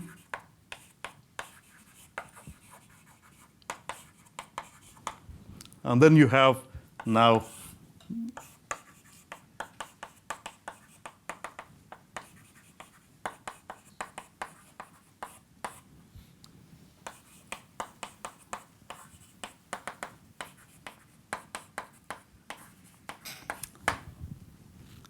okay. Now this object is something which is nice and multiplicative. If I look at a prime p, it must appear the same number of times on the left-hand side as on the right-hand side. And on the left-hand side, let's say if it divides one factor, it might divide some, it might appear as p to the half plus alpha 7, and then it might appear as some p to the half minus beta 11 or something like that, right? So you can write this as a product. So this one can formally think of as a product over all primes p of various expressions, which would look like, let's say maybe it can appear in this product more than once, but let's say the terms which appear once would look like 1 over p to the 1 plus alpha j minus beta L and a sum over all j and L plus higher order terms. And you can see that, okay, the higher order terms will involve larger powers of p here. So think of alpha j and the betas being relatively close to 0, so that if I have a 1 over p squared or so, that gives me convergence series. So the main contribution is this p to the 1 plus alpha j minus beta L, which I can think of as a zeta of 1 plus alpha j minus beta L. So we would compare this with the product over all j and L, going from 1 to k, zeta of 1 plus alpha j minus beta L. And then what is left over will be something analytic in a wider region.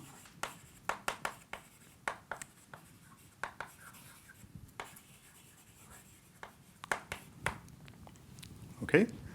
So that's going to be my guess for what happens if I just blindly expand the Dirichlet series here and then just restrict myself to the diagonal terms. Okay? So I would make a conjecture that the answer is something given by this product of zeta functions times some other function which is nice and tame, can be understood easily. And this is roughly of the right shape because if you imagine alpha j and the beta L's being small, then this is like having a pole of order k squared for the zeta function. Now, okay, but now if you look at this answer is not really symmetric in the variable. So you're allowed to permute the alpha j's, that's okay. You can permute the beta L's, that's okay. But you cannot now make some of the alphas become betas and some of the betas become alphas. So you miss some symmetry that the original answer must satisfy. So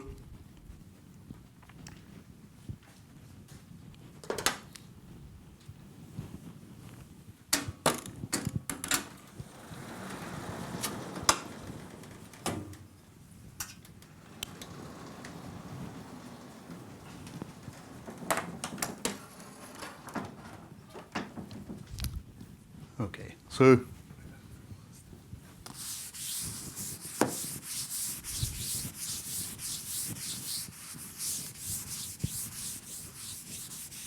it's a much better eraser.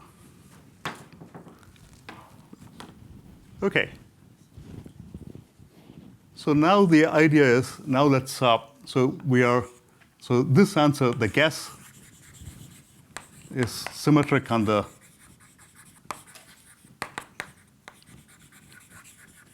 Sk cross Sk, but not S2k. So the conjecture of Connery, Farmer, Keating, Rubinstein, and Smith is very simple. You just symmetrize this answer. So symmetrize the guess.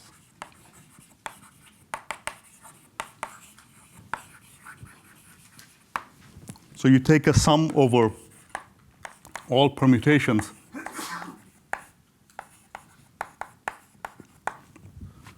in this quotient and just take the guess, let's call that z of alpha 1 to alpha 2k, and then you do that. You apply the permutation to these parameters.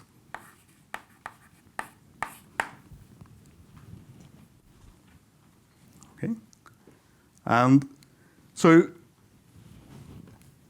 each term in the guess. So if you just look at this object, this has a whole bunch of singularities. It has singularities whenever one of the alpha j's equals a beta L, or if one of the alpha j's happens to be 0. So there's a lot of singularities of that expression. But if you symmetrize it, then the object is actually regular in all the alphas and betas. So this object, so this has many singularities.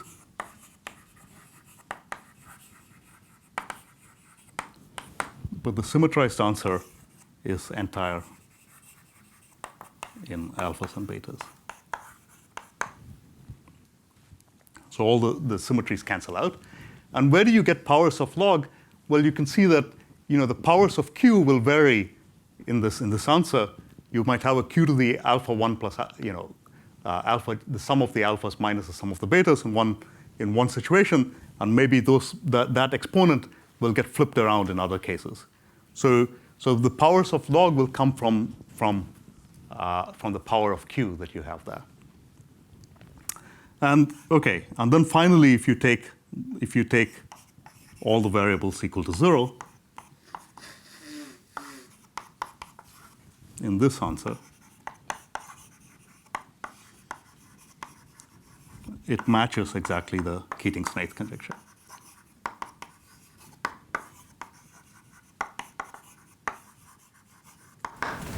So in the original paper, don't they use the functional equation?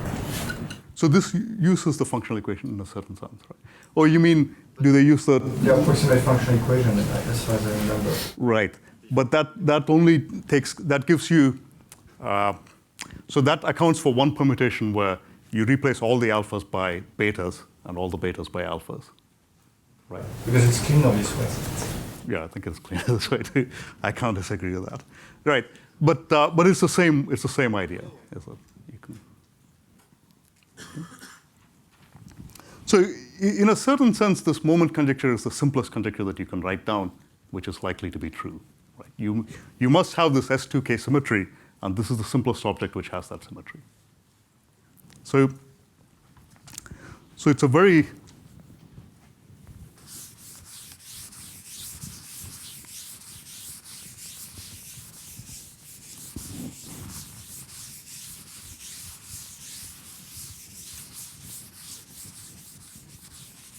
So it is a very intuitive conjecture in some ways, but what we are missing in all the ways that we know to attack these problems, we start with, as Emmanuel was saying, with something like the approximate functional equation, where you start with an expression for your L functions, which if you put in these variables, you start with two terms, one of which is, so one term will be symmetric under pi being the identity permutation, that's what you have, and the other one being the permutation where all the alphas are replaced by all the betas.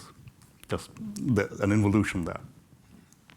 And you miss all the other symmetries. And so whenever you have to make a long computation, which eventually recovers all the symmetries that you had, but you don't know how to do that. We don't know how to do that in any straightforward way. We don't know how to keep the symmetry from the start. So what do we know about this conjecture? Well, so we have theorems for small values of k.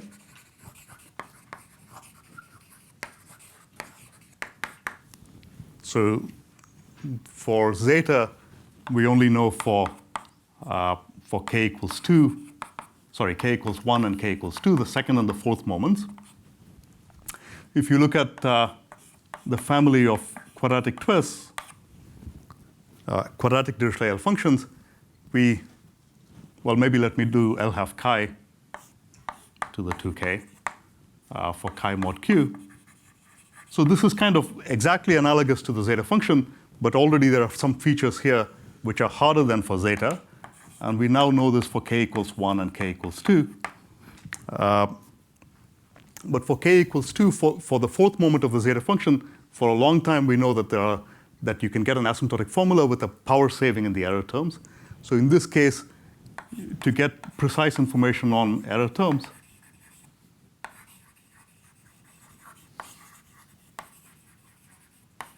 seems quite complicated, and it's only known fairly recently by work of Matt Young, and in the case where Q is prime.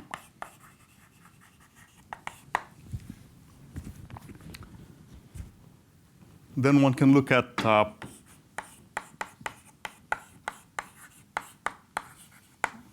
moments of quadratic Dirichlet L functions. So here we know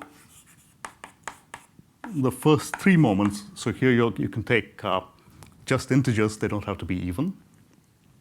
So we know the first three moments. These are, maybe the first two are due to Utila, and the third is due to me. And then the fourth one is very much on the edge. It looks like one should be able to prove the fourth moment. There's a nice result of Heath Brown,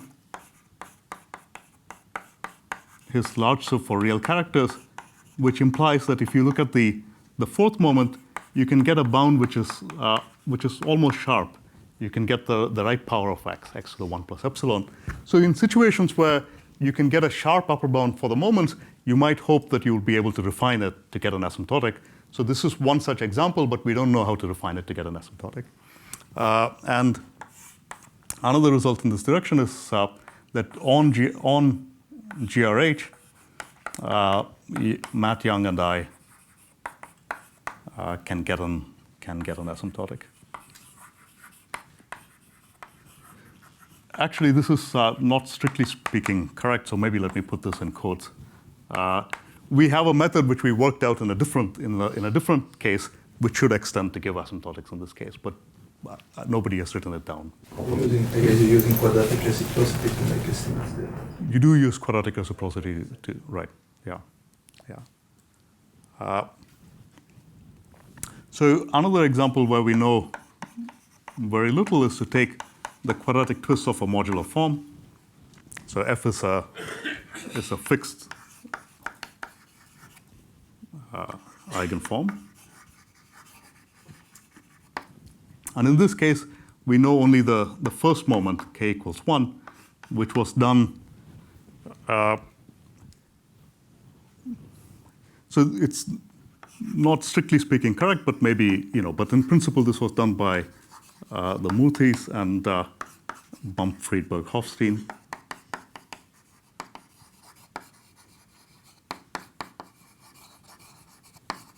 They dealt with derivatives on obtaining the first moment in this case, but the same method would work for just these L values. And knowing this for k equals 2 would also be an interesting extreme case. We are almost there. The same result of Heath-Brown would give you the right upper bound for this moment. It would give you an x to the 1 plus epsilon bound here. And again, we don't quite know how to do this, but on GRH. So this actually is what Matt and I proved. Give one asymptotic.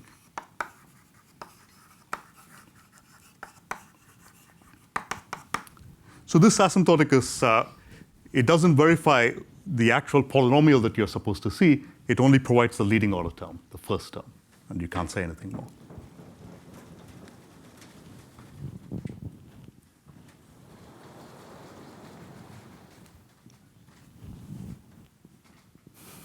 Okay. That's a lost cause.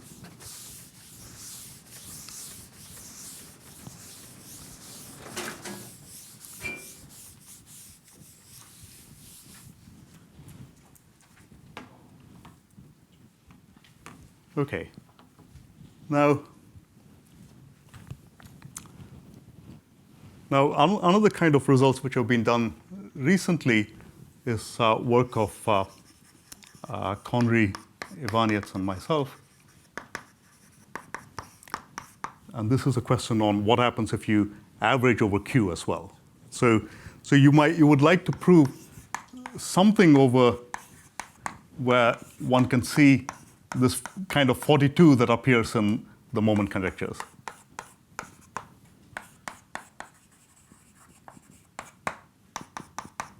And we would like to see that this is 42 times something. So there are Q characters of an average over Q. There will be Q squared characters. And then the power of log should be log to the 9. And so this is to account for the AKs, or A3s averaged out in some sense. And we would like to be able to prove exactly this result as stated. We don't quite do that, but we do something pretty close to this. So let me replace this by, this is the completed L function again, at half plus IY. And then I need to introduce a little integral here with respect to y. And then one can prove, sorry? With some weight. Without any weight, if you like. Because it's a completed L function. So the completed L function, the gamma factor will decrease exponentially as y gets large. So you should think of this as a small average of the L function in an interval of length 1. And then this we can verify an asymptotic formula for this. In fact, what we prove is something more precise. We actually get the full asymptotic expansion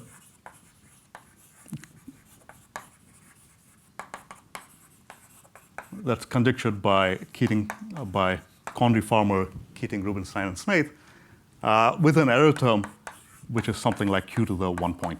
So you get a power saving in the remainder term here. And then there is very nice work of Chandy and Lee from maybe a couple of years back, where they proved the analog of this with the 8th moment.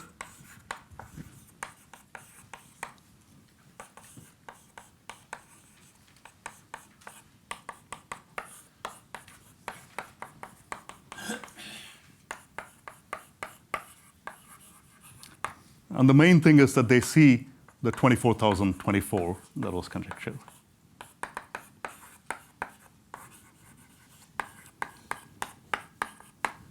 So, but in this result, you don't get a power saving in the remainder term. This is really just checking the asymptotic. You don't know the full asymptotic expansion in this situation. And also, this is on GRH. But this is maybe this is the largest moment for which we can check these moment conjectures so far. Okay. Now,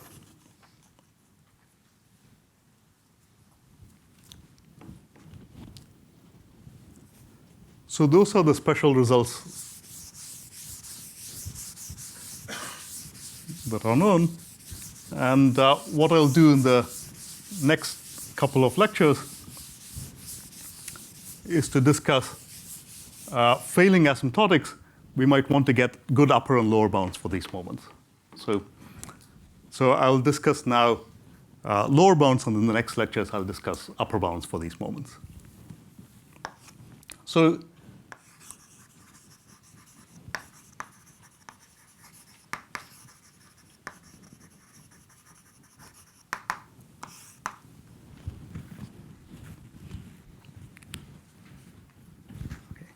So the rough, maybe the say one line summary of this is that we can get the right upper bounds, right lower bounds for essentially any family in which we can do something. So whenever we can compute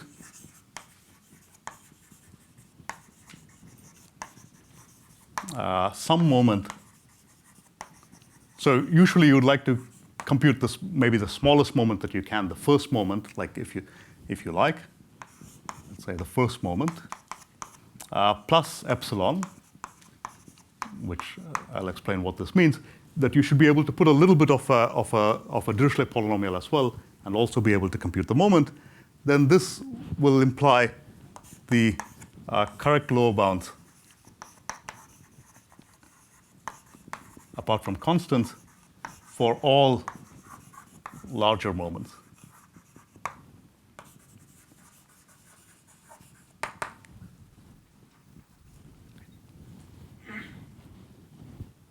Okay, so let me try to explain how this works. And this is something which was developed by Rudnick and me, and with the recent extension by Maxime Rajivi and me.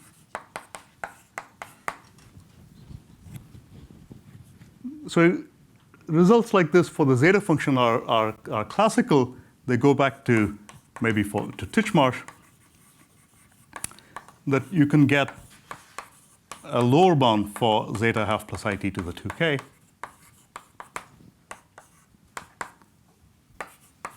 which is of the right order of magnitude.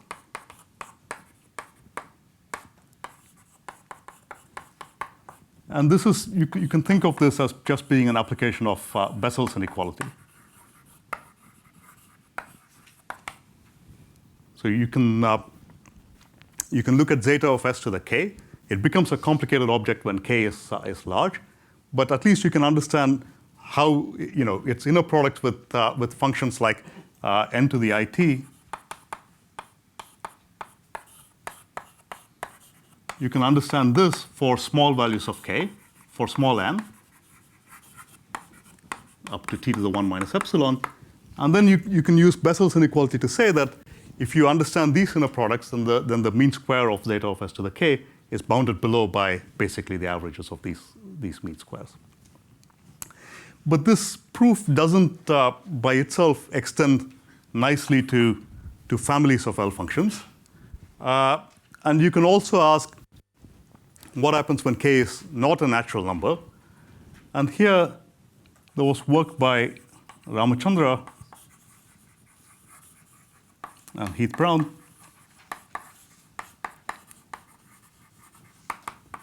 who got the same lower bound whenever k is a positive rational number. But the bounds, so you can ask if you have the bound for all rational numbers, why don't you have it for all real numbers? But the reason is that the bound that they obtain will depend upon the height of the rational number k. So the constant that goes in here will depend upon k, but it doesn't depend just on k, it depends on the height of k.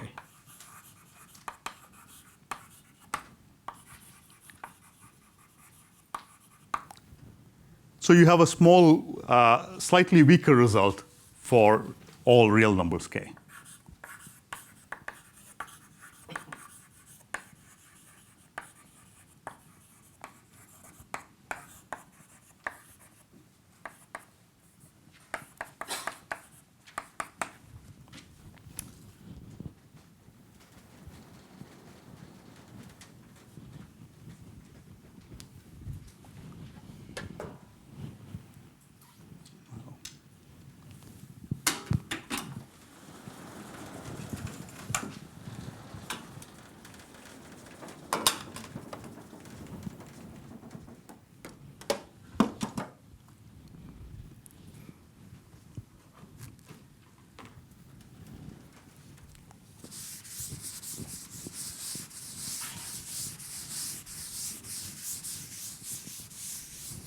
So now let me first describe this work with Rudnick.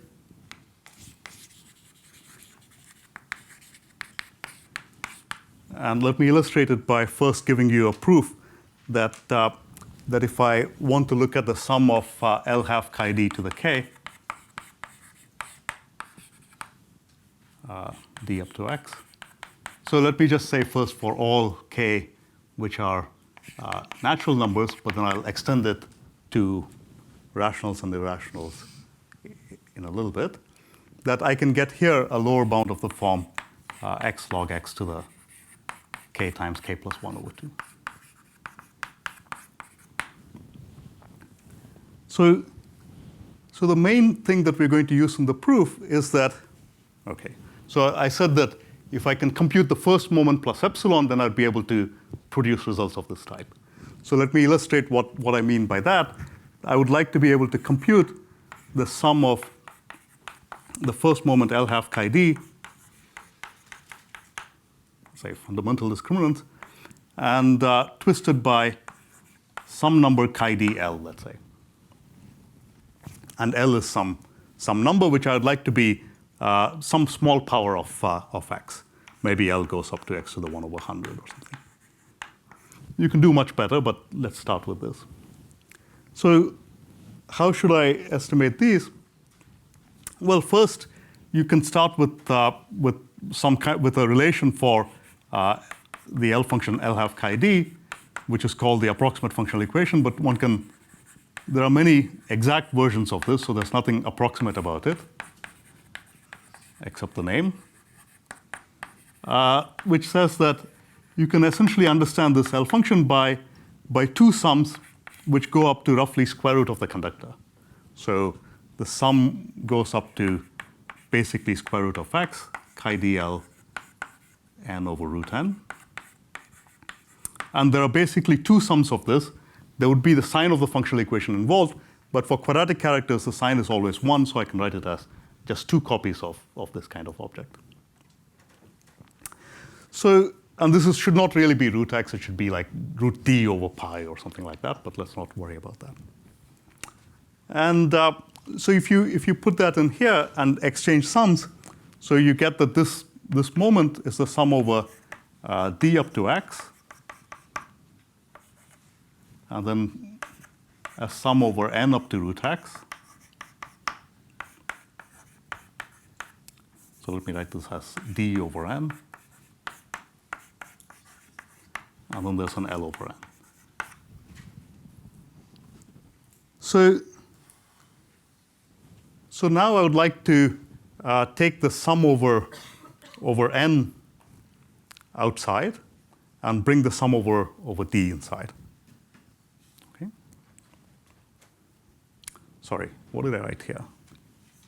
D over L. Okay, so I take the sum over N outside and bring the sum over D inside. So I would like to understand something like twice the sum over N up to root X, and then a sum over D up to X, D over NL. So now I can view, so instead of just viewing this as a sum over characters chi D, by reciprocity I can view this as a character sum to the modulus N times L. And N is fairly small, it's only of size root X. L is fairly small, of size only some small power of X. So it's a character sum where D is pretty large and this NL is pretty small. So I can really understand character sums of that type quite easily by even something as simple as Polyomino-Gradov. So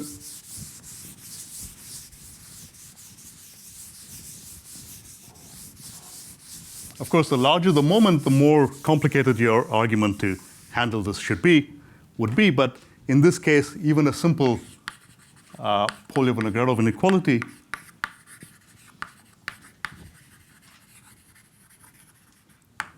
argument would say that, would imply that I only have to worry about the terms where this is the principal character that gives you a main term, everything else gives you an error term. So you only have to look at the terms where N times L is a square, is the main term, and everything else gives you remainder terms.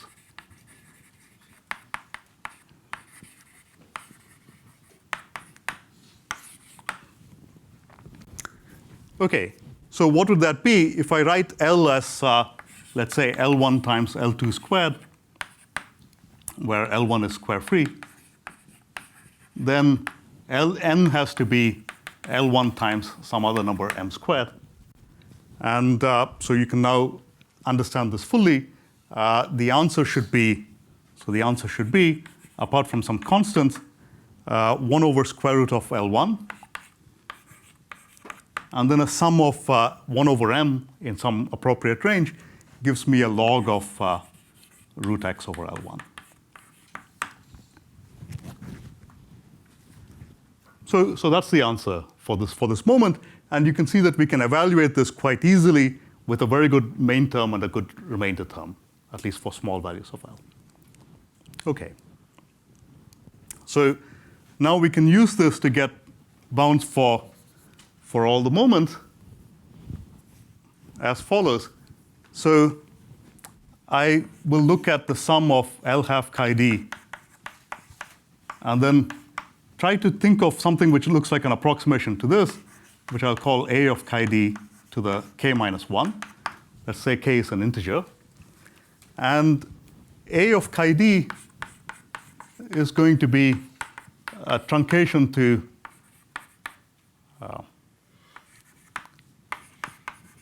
something that I can think of as being an approximation to the L function, but not quite.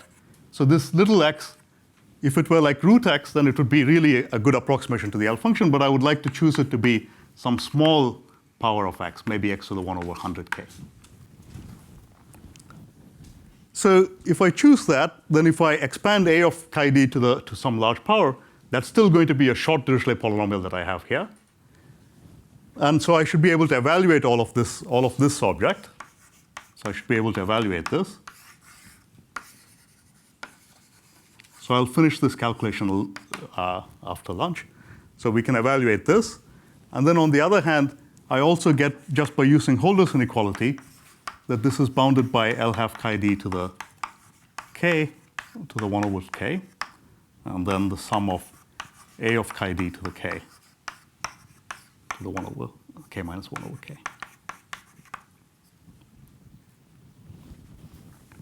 And I can evaluate this too, because this is just a short Dirichlet polynomial that I have to evaluate. So this can also be evaluated.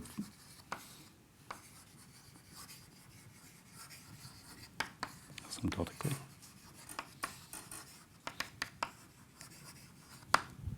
Okay, And then, of course, if you compare those two, then you get a lower bound for the kth moment of L half chi d. And this moment, you don't lose anything in this argument, as I'll show, and you get the right lower bound. So let me stop maybe here, and then I'll continue. I'll finish off this proof after lunch.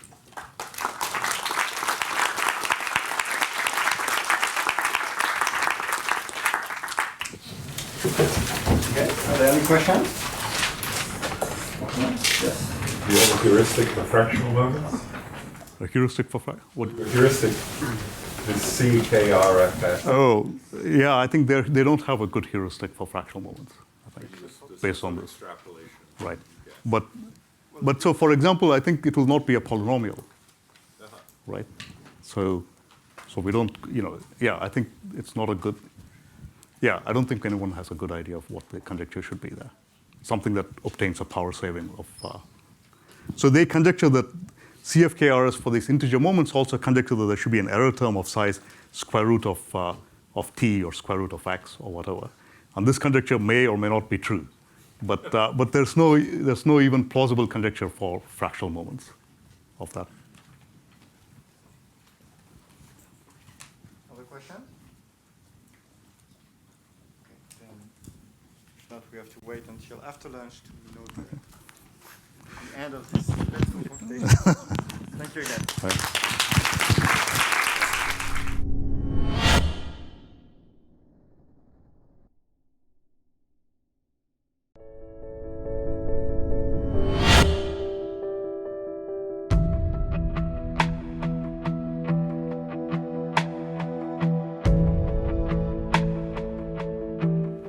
So I'll begin by finishing this cliffhanger proof.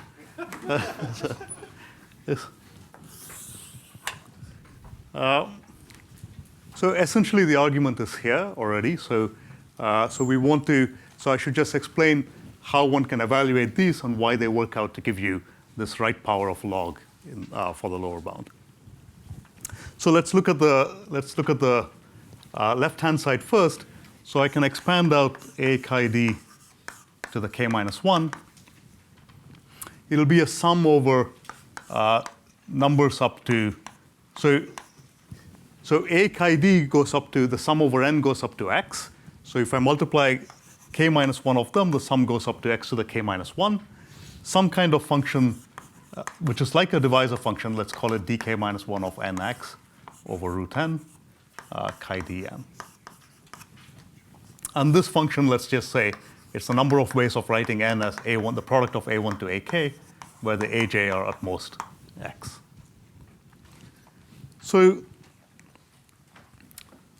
now if I use this, use a formula that we know that we can evaluate the first moment plus a little bit, so I can compute that the number of the sum over discriminants up to x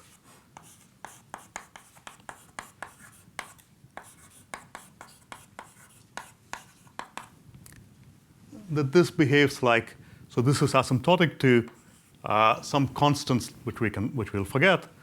There's a sum over this n going up to x to the k minus 1.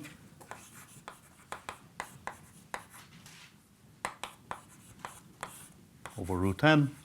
And then let's write n as n1 times n2 squared maybe, where n1 is square free. And then I get from the formula that we still have as the answer, so we get something like 1 over root n1, well, x times this, log of root x over n1.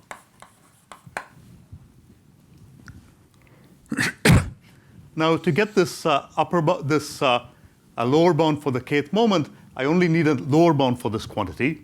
Everything is positive, so I can just focus on whatever terms that I want and not worry about some terms that I want, that I don't have to worry about. So this is, let's say, at least as big as log x. So this is at least some x times log x. And let's just worry about n that's less than x, so that I don't have to worry about what dk minus 1 of nx is. It's just dk minus 1 of n. So it's at least as large as n up to x, dk minus 1 of n. And then it's going to be divided by an n1 times n2. This is the square root of n1, n2, and that's the square root of n1. Okay, so, and this is essentially a multiplicative function, so let's, well, it is a multiplicative function, but what I mean is that I can split the n1 and the n2 squares. So you can see that this kind of roughly looks like x log x, a sum over, let's say, n1 goes up to maybe root x, dk minus 1 of n1 over n1. And then the n2 terms have a dk minus 1 of n2 squared over n2. This is not strictly speaking correct because n1 and n2 can have something in common, but that's a very minor nuisance. And then it's a simple matter to evaluate these. The first term would give me something like x log little x to the k minus 1. And then the second one, you can again work out what the power of log should be. Dk minus 1 of p squared, that's the important thing to calculate, and that's k minus 1 times k over 2. So the power of log will be this exponent here. So it's k times k minus 1 over 2. And little x is a small power of capital X, maybe x to the 1 over 100k. And so all of this, if I forget the dependency on k, is as large as x log x to the, this is a log x to the k. So you see this k times k plus 1 over 2, which is what we wanted. And then I have to do the same calculation for the second sum.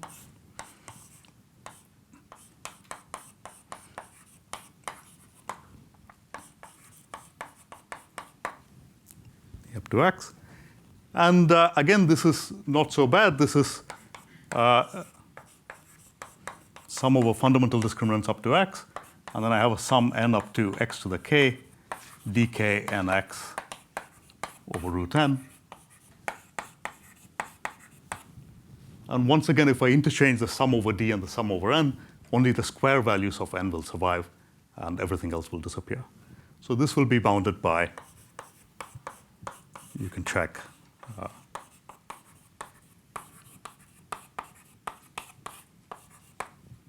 maybe n squared less, where I just use that this function is at most as large as the k-divisor function.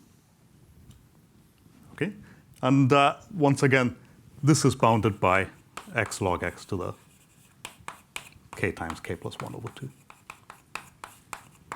So in other words, all we are saying is that the L function L half chi d, it doesn't really look like this approximation A chi d, which is a very short truncation of the Dirichlet series defining L.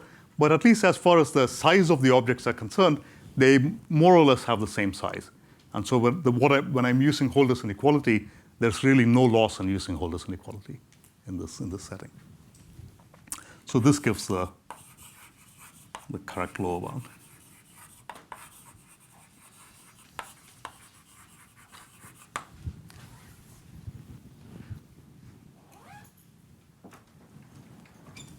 Okay.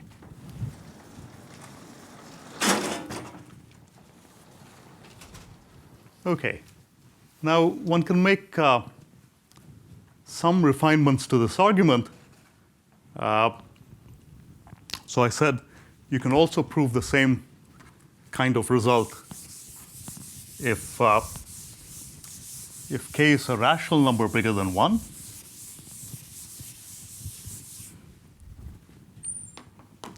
So let's say you can write k as r over s bigger than 1. So here the trick is, well, so the trick in this was to set up Holder's inequality in a way such that you only have to evaluate integer powers of some Dirichlet polynomial. Evaluating a fractional power is hard, but an integer power you can always expand it out and then interchange sums and play around with it. So we want to do something similar here. And the idea is that so I don't want to now take this a of chi d to the k, because that's a fractional power of some Dirichlet series, which I don't know how to handle. but it would be nice if A of chi d, this itself were some power of some other Dirichlet polynomial, right? If that were A, then that raised to the k would just be B of some chi d to some power r. So, and again, that would be some integer power of a Dirichlet polynomial, and I can handle everything exactly like so. So now these coefficients were easy to understand what they were. They were just the coefficients 1 chi dn over root n. So I need to figure out what would be something that I put in here, which when I take the s power, kind of looks like 1. And that's easy. I should just choose the coefficients of zeta of s to the 1 over, s is a bad variable. Okay, so zeta of z to the 1 over s, and that would be d 1 over s n over n to the z. The 1 over s, the divisor function. So that's all you have to do. So you define b of chi d to be the sum d 1 over s n over root n chi dn. N goes up to some very small power of capital X, and then expand, and then play around with the sum of L half chi d,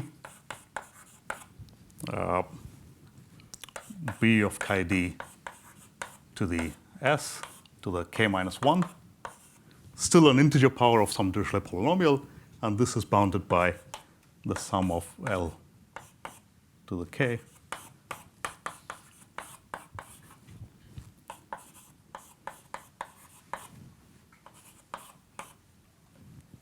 to the, and this again is an integer power of a Dirichlet polynomial, and everything goes through. So now you can look at, you can see that one thing that I have to worry about here is that how large should x be? Well, this whole thing should be a small Dirichlet polynomial, and the size of it is, it's b of chi d to the power k times s, which is the same as r.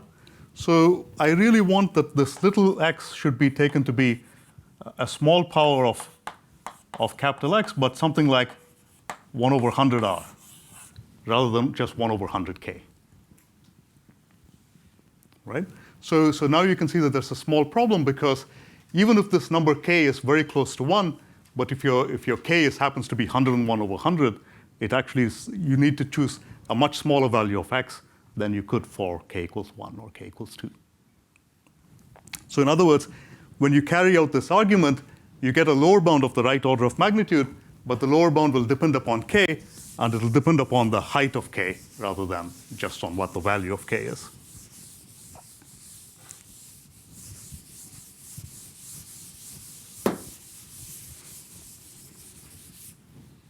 So, okay. So I'll describe very briefly the result due to Maxime Regivel and me, which fixes this and gives you a bound which is continuous in k. So already for zeta, this was new, and so let me state it just for zeta, that I would get something like, completely explicitly, maybe for large t, you get something like x puff minus some dependence on k, t log t to the k squared.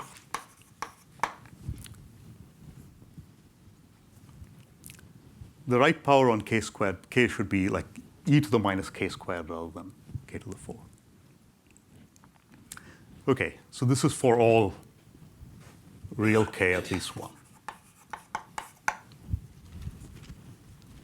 So the proof of this is, I kind of like this proof because it's like a nice joke. You can use this thing called the Sylvester sequence to write 1 as a, so you can write 1 as 1/2 plus 1/3 plus 1/7 plus so on, where at each stage you multiply all the previous fractions and add 1. So this is a very rapidly increasing sequence that sums up to 1. So let me get the, so I'm going to call this 1 over B1. You don't have to use this, but it's kind of fun to use this.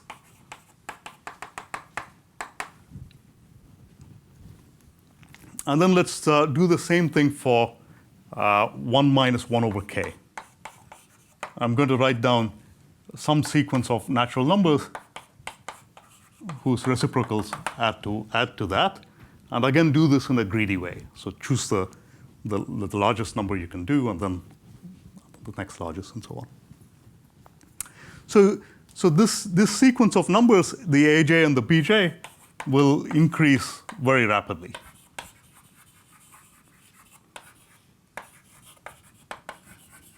Like, think of the Sylvester sequence where you're multiplying all the previous numbers and adding 1.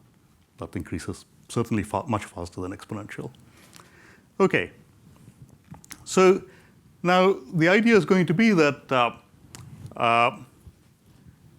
that we're going to use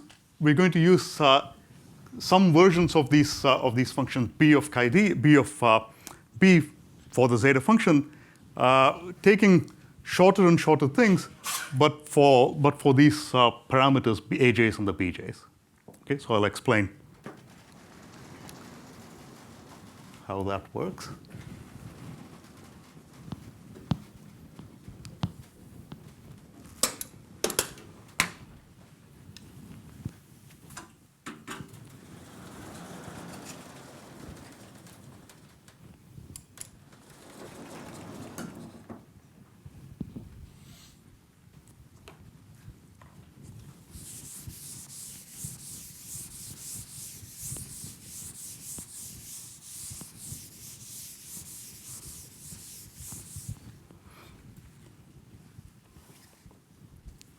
Okay, so I'm going to start with the integral of zeta of half plus it, and then a product over all. L goes from 1 to infinity. So I'll call this a sub L of half plus it, and then a product over all L from 1 to infinity, b sub L of half minus it. And a sub L of s is going to be the sum of d of k over al of n over n to the s. N goes up to some small power of t, t to the 1 over 100 al. And then this b sub L of half minus it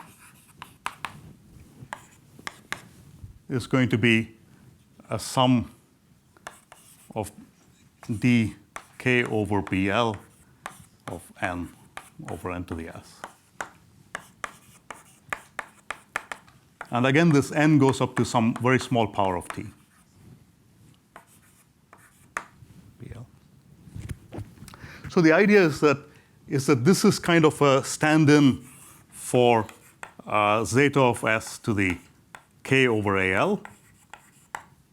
And this is a stand-in for well, so here for zeta of half minus it to the k over al, sorry, bl. Right? So when I multiply all of these powers of zeta out, this guy is a stand-in for zeta of s. The whole product is a stand-in for zeta of half minus it to the k.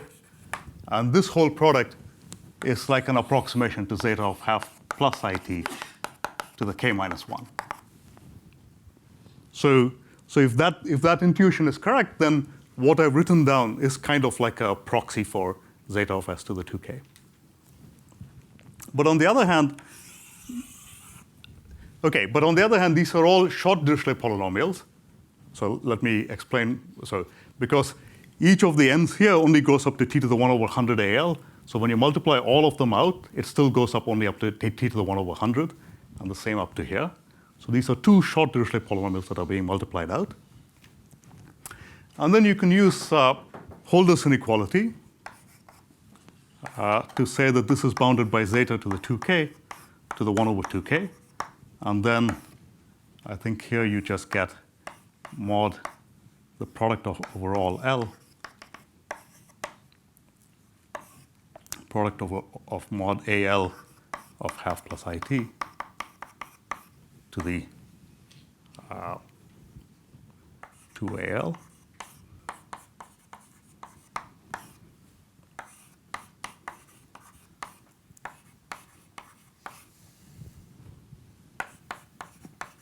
to bl.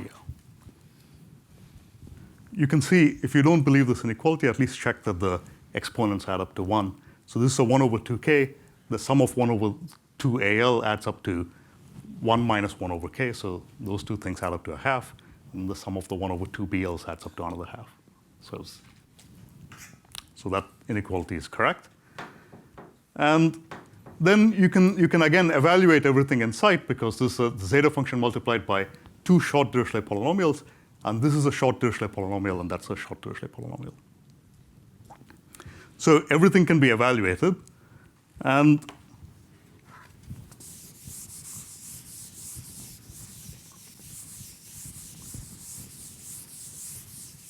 it gives you a lower bound for the 2kth moment of zeta, which I claim depends only depends on the parameter k and doesn't depend upon any rational approximations to k. So let me just maybe roughly explain why that particular result is true.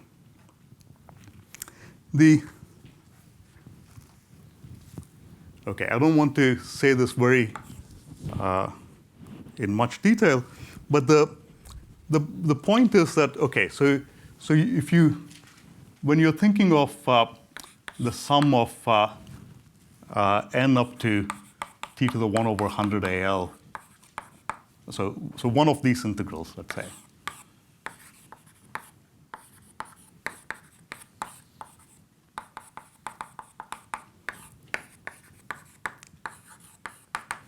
so when you expand things like this out, you should, like I think our AK type contribution was coming from this dkn squared over n going up to some point. Like if it goes up to t, you get this constant times t log t to the k squared. The fact that you're truncating at something like t to the 1 over 100 al might roughly mean that when you carry out some expansion like this, you might lose something and have only those terms with n going up to some small power of t. But what's the loss in doing this? This would be asymptotic to something like a log t to the k squared with the usual constant ak, but then divided by, well, instead of going up to t, you're only going up to t to the 1 over 100 al, so something like 100 al to the k squared. So in other words, you lose some constant, which is going to be some fixed power of this al. Okay? So we've certainly lost something by doing this truncation. But on the other hand, I'm not losing that to the power 1, I'm losing it only to the power 1 over 2 al. Okay? So I have some loss, but this loss is really going to be only this number to the 1 over 2 al. So in other words, what I've lost is not really al, but like al to the k squared over al. So the loss is like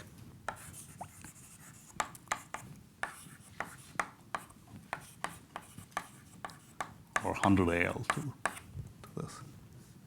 But that's okay, because these als are rapidly increasing.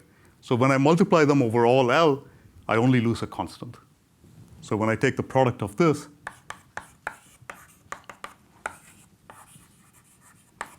it's still at most, I don't lose by more than a constant factor. So in other words, when you expand this out, the upper bounds that we get for this quantity is only off by a constant from the upper bound for dkn squared over n. And the same thing with the lower bounds for this, I lose only a constant. And that means that you get a lower bound, which is uniform in k. Okay? So this is an idea which is in some ways related to the sieve. It's also going to be an idea that I'll explain in work on the upper bounds, which I'll talk about next. And you should really think of it as, so maybe I'll try to make this analogy with the sieve more clear as well. You should think of it as, if you have to sieve some number of primes, it's the initial primes that make the biggest contribution. So you want to be able to sieve the initial primes really well, and then the primes which are further and further out, you don't have to work so hard to sieve them because they make progressively smaller contributions. So the small values of n we kind of get, with a big weight like d of k over 2 of n over n to the s. We get them out of the way. We take a long sum. But for other ones, we have to shave. They contribute progressively less, so we can truncate the argument in a shorter way. Okay.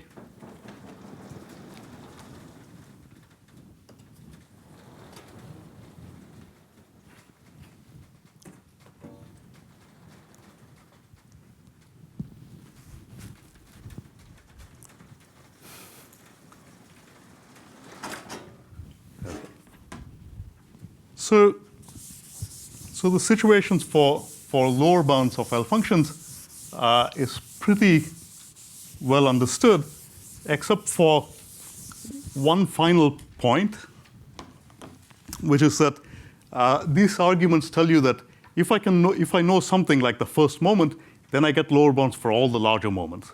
So the one thing that's remaining is what happens for lower bounds for small moments.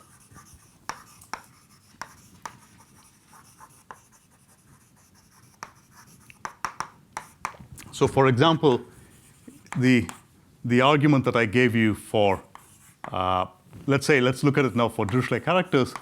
You could look at L half to the chi to the 2k over all chi mod q, let's say primitive. Then the argument that I gave you would show that if k is at least 1, so you start by saying something about the second moment here, and then it would say that if k is at least 1, then we have the right lower bounds.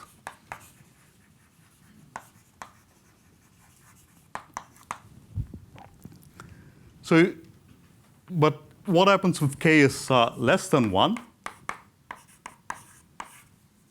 So in general, we actually don't have good lower bounds for moments in the small ranges. So, but this is one example in which we do have good lower bounds, which were worked out by Chandi and Lee, obtained the right.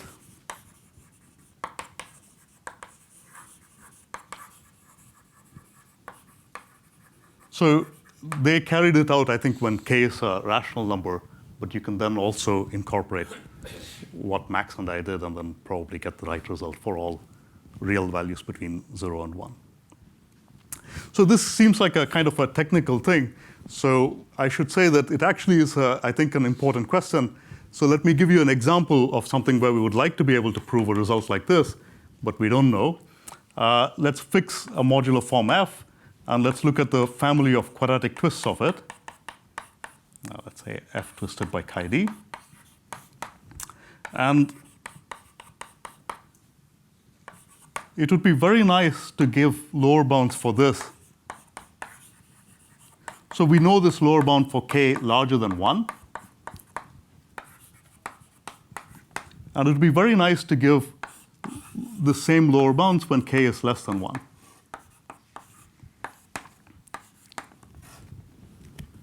And the reason I say this is that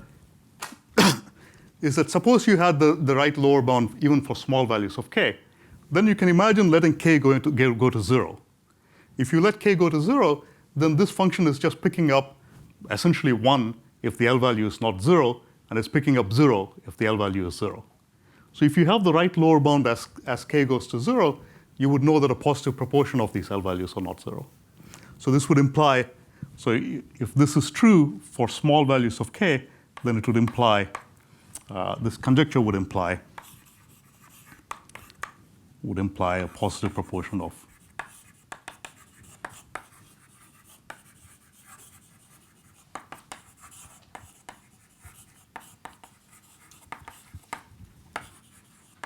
or non-zero. So it's expected that this value, this L value, can be 0 essentially only when the sign of the functional equation is 0. So that happens 50% of the time, and 50% of the time the sign of the functional equation is +1, and we expect that most of the time in that case it's non-zero. but we don't even know that a positive proportion of such values are non-zero. But, well, these two, the problem of non-vanishing and the problem of these small moments are quite closely related. The way you prove non-vanishing results is to do something called the modifier method and be able to compute the first and the second moment. And if you can add something called a modifier, then you would be able to prove non-vanishing results. We can do that in the case of all Dirichlet characters, and this is what underlies the work of Chandy and Lee, is that essentially they're using a kind of a version of a modifier to get lower bounds for small moments, which we don't have in this situation. Okay, but apart from this very small moments, the story for lower bounds is pretty well understood.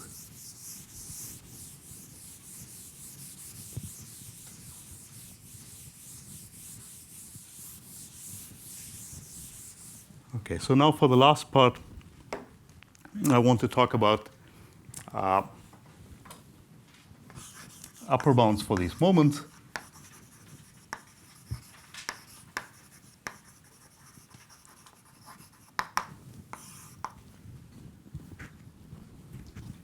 And also connections to the central limit theorem of Selberg that I already mentioned.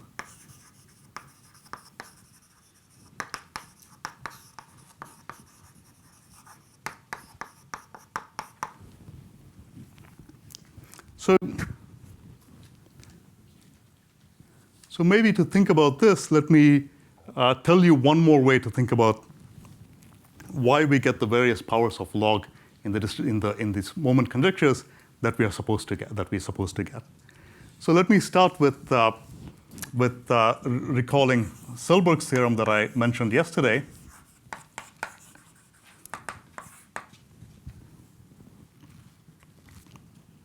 Which says that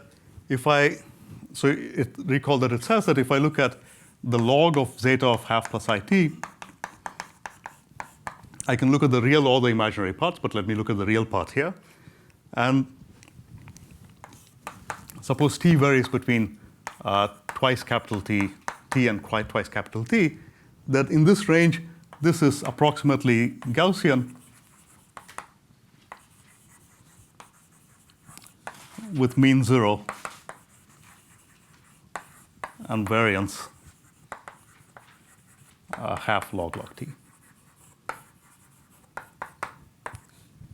And what this means is that, okay, so let me write it down. So this means that if I fix any number v in R, then as t goes to infinity, the measure of values t for which log zeta half plus it is bigger than v times the square root of the variance,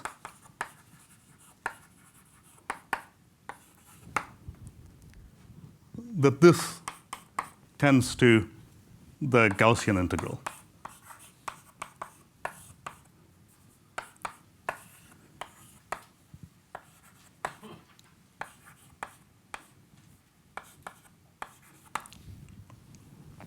To dx, right? So, okay. So this is the theorem as it stands is a theorem for fixed values of R of v and as t goes to infinity. Okay, and you can make it uniform in certain ranges, but to gain some insight, let's assume that this kind of behavior persists for all values of v.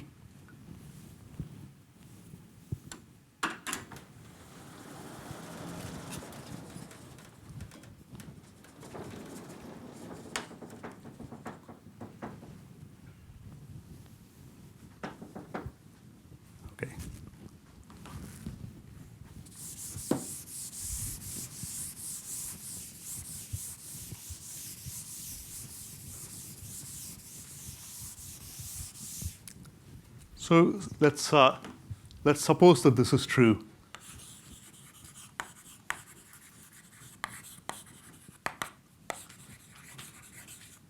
For all v.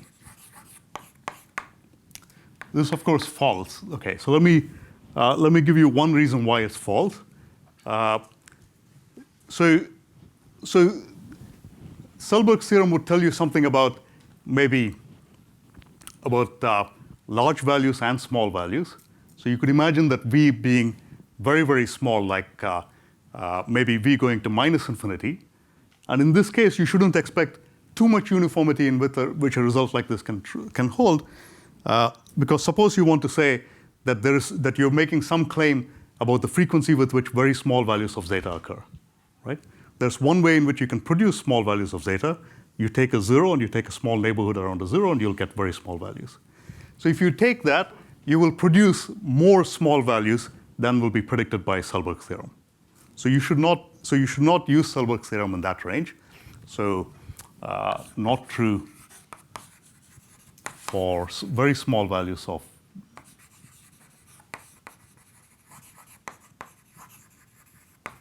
zeta near zeros. But maybe you can assume that, let's say, suppose it's true for large values of zeta, or maybe it's true as an upper bound so that you can get upper bounds for moments. So I'm going to normalize this slightly differently. So let's say that suppose we assume that the measure of t in t to 2t with zeta of half plus it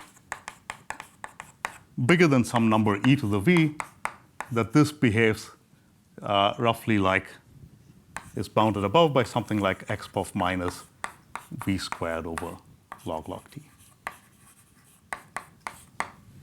Okay, I'm being a little crude here. This is exactly the same as the integral that I wrote down, except for the slight normalization. I made it here e to the v instead of e to the v times the square root of the variance.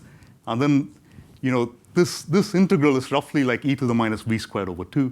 Not exactly, but roughly the same as e to the minus v squared over 2. And then that's what I've written down here, again, if you take into account the normalization. So let's suppose that something like this is true. Okay? So, like that. So if you know this, then you can immediately get an upper bound for moments. Okay? So this will imply a bound for moments.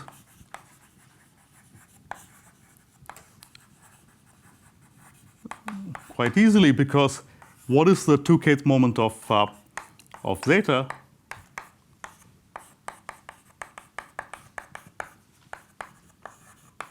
Well, it'll be the values on which this is larger than some number e to the v times the measure of the set on which it takes values that are as large.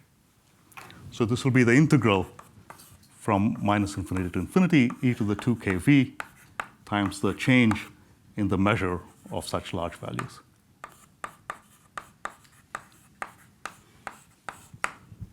Which you can integrate by parts to be able to use this bound. So this is essentially the same as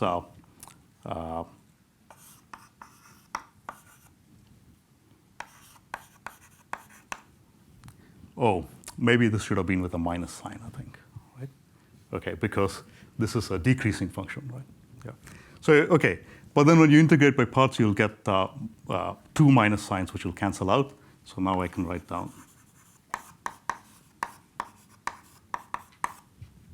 dv.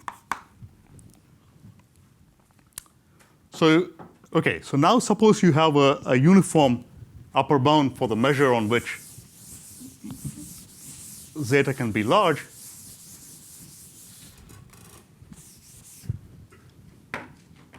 So then you would get that this is bounded by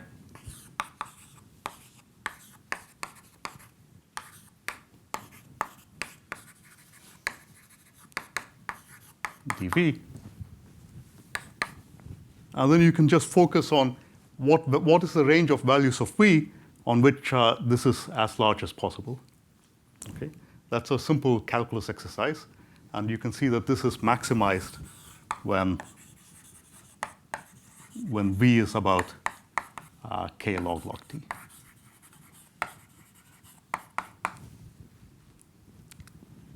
And for this value of v, this integral is roughly of size t log t to the k squared. So in other words, what the 2kth moment of zeta is picking out is, so the 2kth moment is really picking out values of zeta of size log t to the k, that's e to the v. And the set of values of zeta around size log to the t, t to the k, log t to the k, this set has measure which is about t over log t to the k squared.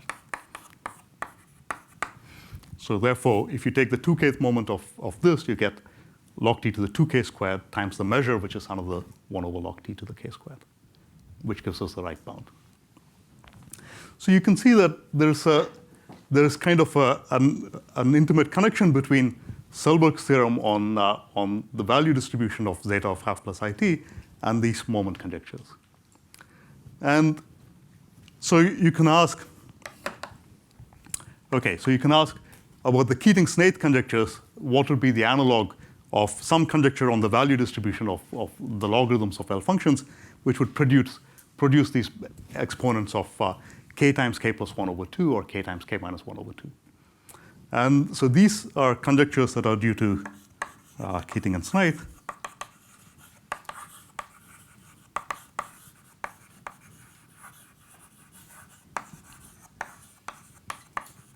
Of Selberg's conjecture, Selberg's theorem. So let me take, let's suppose we take log of L half chi d, and we vary over fundamental discriminants d up to size x. And we want to know the distribution of this. You can see that this is already a more subtle problem than Selberg's theorem for zeta, because, well, okay, I looked at log zeta of half plus it. It could be that zeta of half plus it is 0, but it's 0 only on a set of measure 0, so I can ignore that in any statistical calculation that I want. Here I have a problem because if I look at log of L half chi d and L half chi d happens to be 0 very often, then I don't get a distribution at all. Okay, I can't ignore these values. But we do conjecture that there are very few values of d for which L half chi d is 0. In fact, we conjecture that there are no values of d for which any Dirichlet L function vanishes at half. So this is never expected to be 0.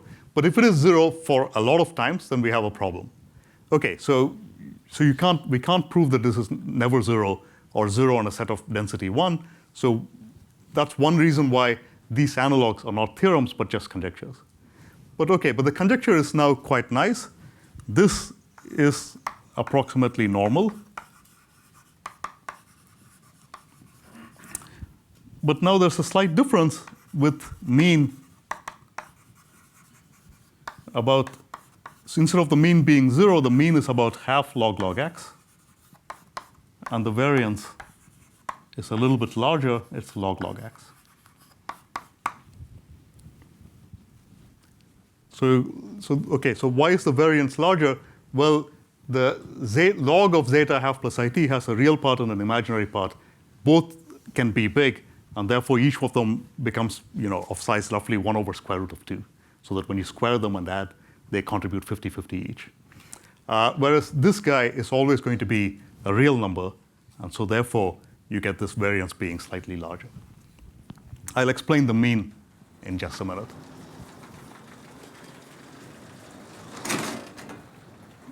Now,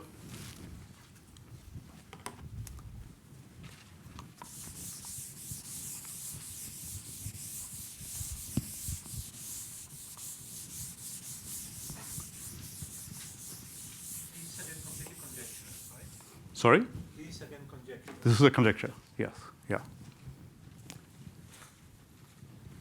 And similarly, one can conjecture, if you look at log of L half, say fix a modular form f, an eigenform, and then look at L half f twisted by chi d. So here we should be careful not to look at it over all discriminants, but maybe over the fundamental discriminants up to x, for which the sign of the functional equation is positive.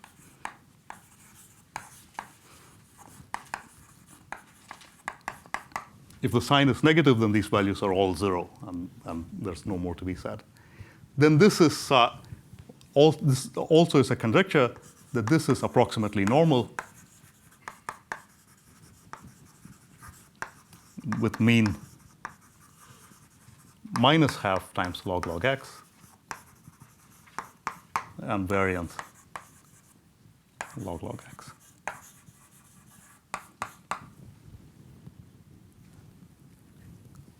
So, okay.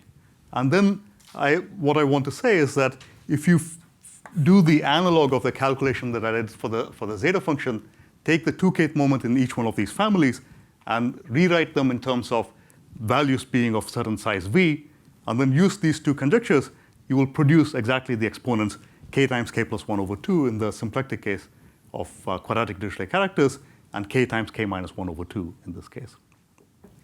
And you can kind of see the difference coming in the mean, which is small in one case, pointing in the negative direction, where the powers of where the moments is smaller, k times k minus 1 over 2, and large in the other case. Okay, so let me give you a kind of a heuristic explanation for where these central limit theorems come from, and then I'll state some recent results on these upper bounds for moments. So let's so maybe to start with, you can think of log zeta of half plus it. Well, let's forget this. You can more or less think of this as a sum over primes p of 1 over p to the half plus it. Of course, this doesn't converge, but it's not very far from the truth. If you truncate it at some height t, it's kind of roughly a very good approximation. Or maybe let me truncate it at some height x. X is some power of t to the 1 over a. And then this is usually a good approximation up to error big O of a. This is not completely correct, but let's pretend that something like this is true.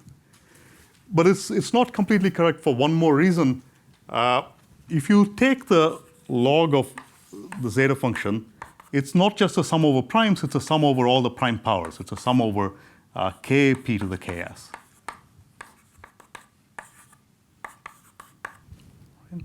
So we have to worry about the prime squares and the prime cubes and so on. The prime cubes and the prime to the fourths are all irrelevant because they are convergent Dirichlet series when I'm on the half line.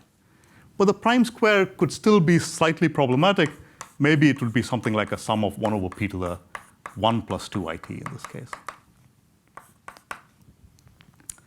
In the zeta function case, it really doesn't affect us very much. You can kind of say that this is never going to be. So it's a bit like the problem of L1 chi that I started out with. So, or the log of L1 chi. This is like essentially, almost surely this is convergent.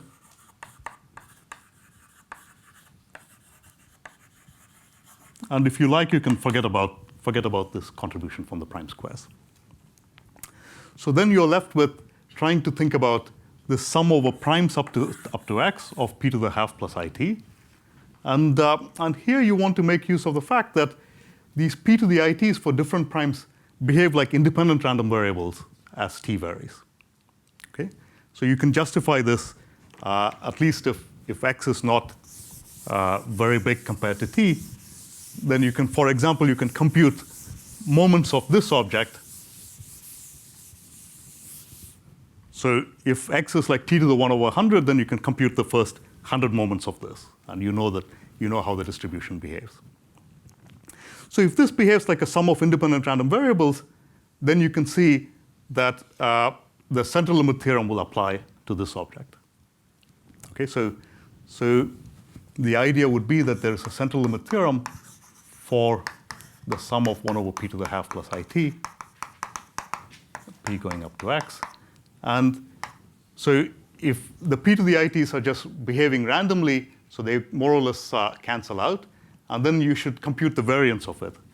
So I should say that, okay, now if I want to do it properly for log mod zeta, I should take the real part here. So I should take the real part here, and then compute compute the moments of this. So okay, so this will give a kind of a heuristic justification for Selberg's theorem.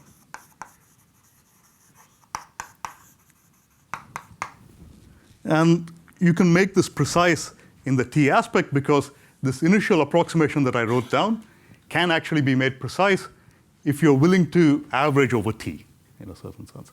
So even though this could be 0 and this would be minus infinity and then this formula doesn't make sense, it holds true in a sense of measure. But now imagine that, imagine that we can make the same argument for, let's say, log of L half chi d for quadratic Dirichlet characters. So in this case, I would try to formally write down something like a sum over p up to some point, 1 over chi d p over square root of p. But then I'll also have the sum over the prime squares. And then the prime cubes and so on are irrelevant, as before. But you can see that now the prime square terms are actually determined explicitly. They're always equal to 1. And the p goes up to, I said here that it should go to some power of t, so maybe some power of x. But this grows like log x to the 1 over a. And log is varying so slowly that it really doesn't matter where I truncate it, as long as it's some power of x. Or even, it doesn't even have to be a power of x. It could be like x to the 1 over log x or log x squared. And it'll still be OK. And this doesn't change very much. So it's this feature that becomes the mean of the distribution, which is about half log x. And then the contribution for the primes still behaves roughly randomly with pluses and minuses taken equally often. So this should have a normal distribution. This part should be normal with mean 0 and variance about. The variance would be the sum of the reciprocals of the primes, which is about log x. Again, because of this log x feature, it doesn't matter where you truncate. As long as it's remotely sensible, it'll give you the same answer. OK, so that's the Keating-Snaith conjecture for the family of quadratic Dirichlet L functions. And let me just explain the analog of this calculation for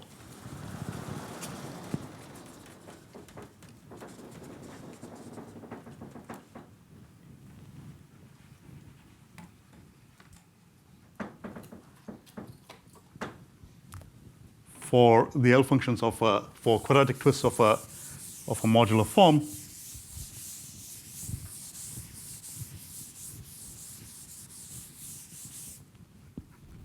So if you write your modular form as a product over primes p,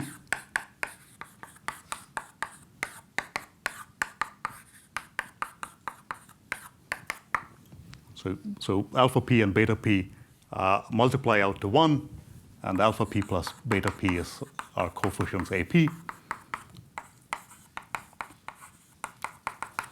Then if you do the analog of this calculation with log of L half f twisted by chi d, okay, so you would have to evaluate the logarithms of these quantities. So you'd get an alpha p over p to the half, and then a beta p over p to the half, and then alpha p squared plus beta p squared. So this would, formally, it would look like a sum over p.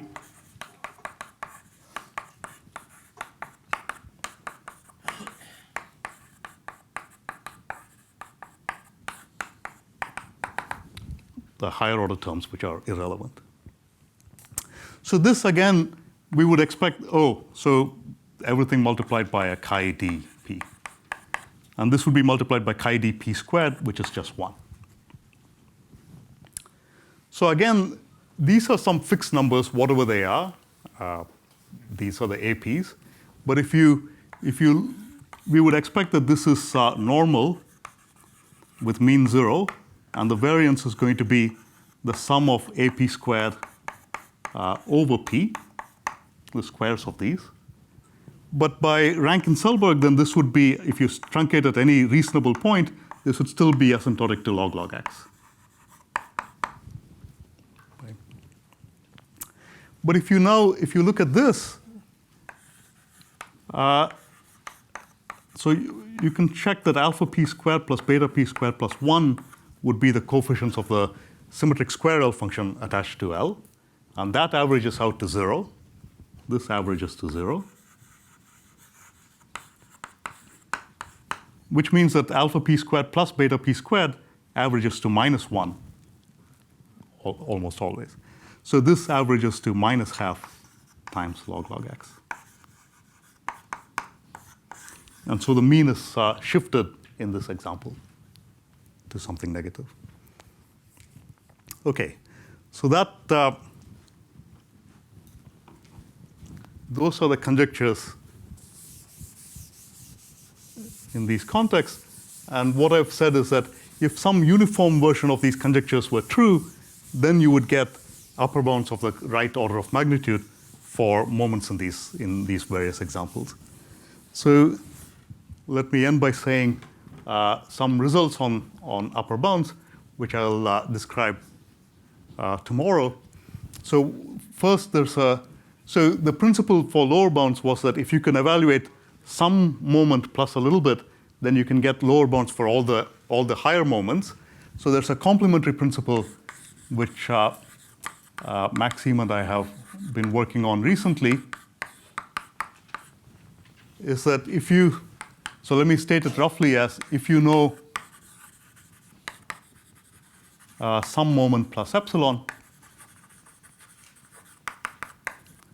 then can get the correct upper bounds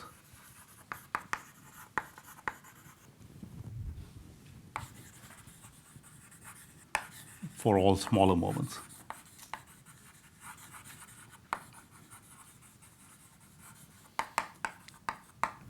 So I'll illustrate this by the theorem in the context of quadratic twists of a modular form, or an elliptic curve, let's say. So here the only moment that we know how to calculate is the first. We know asymptotics for this. And it's the only moment that's known.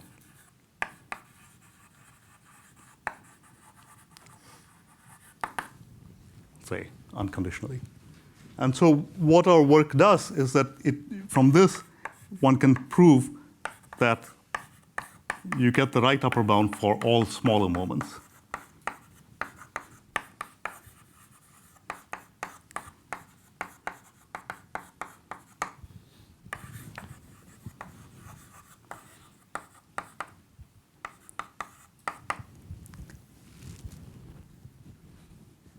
Okay.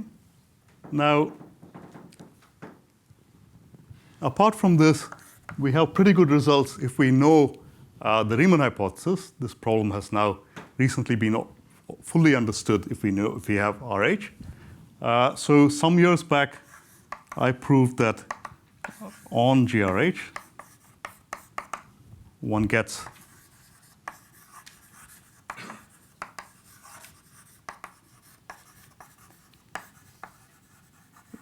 one almost gets the right upper bound. So for example, you would get that the 2kth moment of zeta, assuming RH, would be bounded by t log t to the k squared plus epsilon for any k. And last year, there's been a beautiful refinement of this by Harper. One gets exactly the sharp upper bound.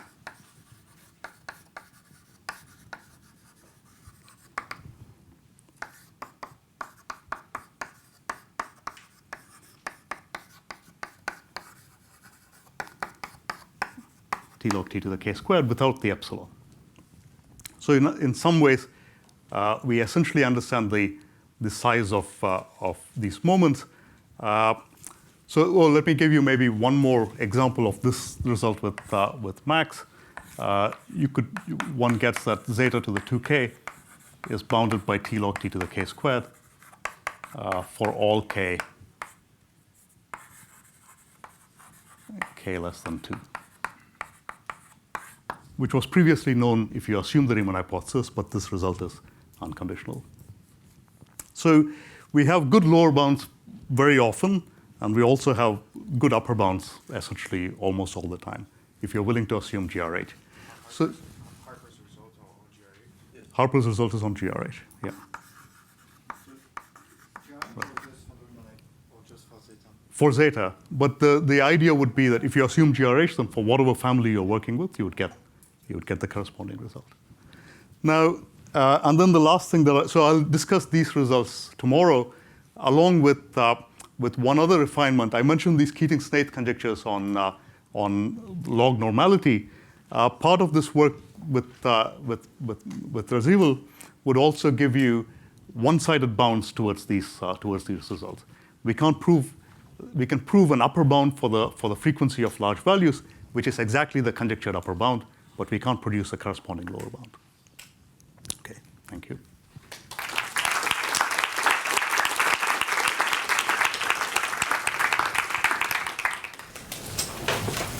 Questions? So, say for Dirichlet, for real Dirichlet functions, the problem is that one cannot show that this approximation holds it often enough for the analog of Selberg's limit theorem. Yeah. So for example, I proved that 7/8 of these Hell functions are not zero, right? But what if 1/8 of them were zero? Then there would be no theorem.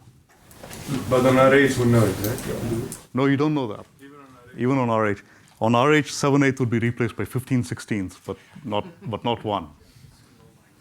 Right? So, okay. So there is work of one result I can mention in that direction, which is due to Bob Huff, that if you assume the Riemann hypothesis, and you also assume that there are no zeros which are very near the central point, in the sense of density, that the number of times you get a zero very close to half is density 0, then you can prove the analog of Selberg's theorem.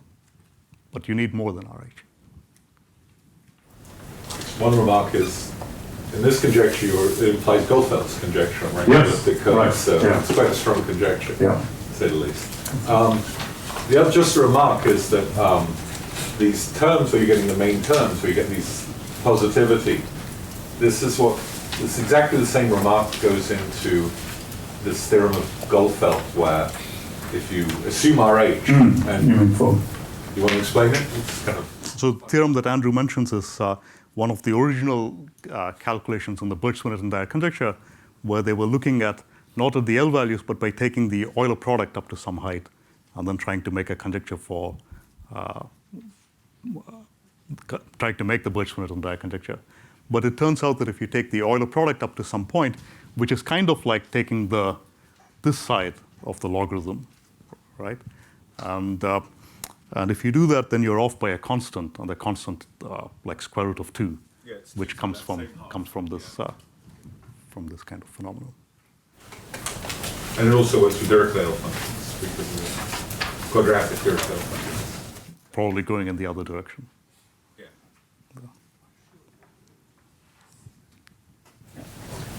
So the proof of the moments of the zeta functions is conditional. Have you tried doing it unconditionally, and how far you can? So, well, I think lots of people have tried to do something unconditionally. We don't know, we don't know. So it's an interesting question, but we don't know how to get anything for, say, the 4-point-first moment, or anything larger than 4. So in some sense, the moment is kind of saying that, suppose I ask you for the measure of the set on which zeta is bigger than v, right, unconditionally. So I told you Selberg's theorem, which says that this is going to be bounded by essentially t times something exponential in v, e to the minus v squared over something, right? Unconditionally, the only thing that we know about this is that this is bounded by t over v to the 4, if v is large. So when v is in certain small ranges, you get better bounds. Okay? But in uniformly in a wide range of v, this is the only thing that you know, which is the fourth moment, which is the content of the fourth moment. So there's nothing that we know which will beat this large value estimate. If we knew that, we would actually have consequences for, say, gap primes and short intervals.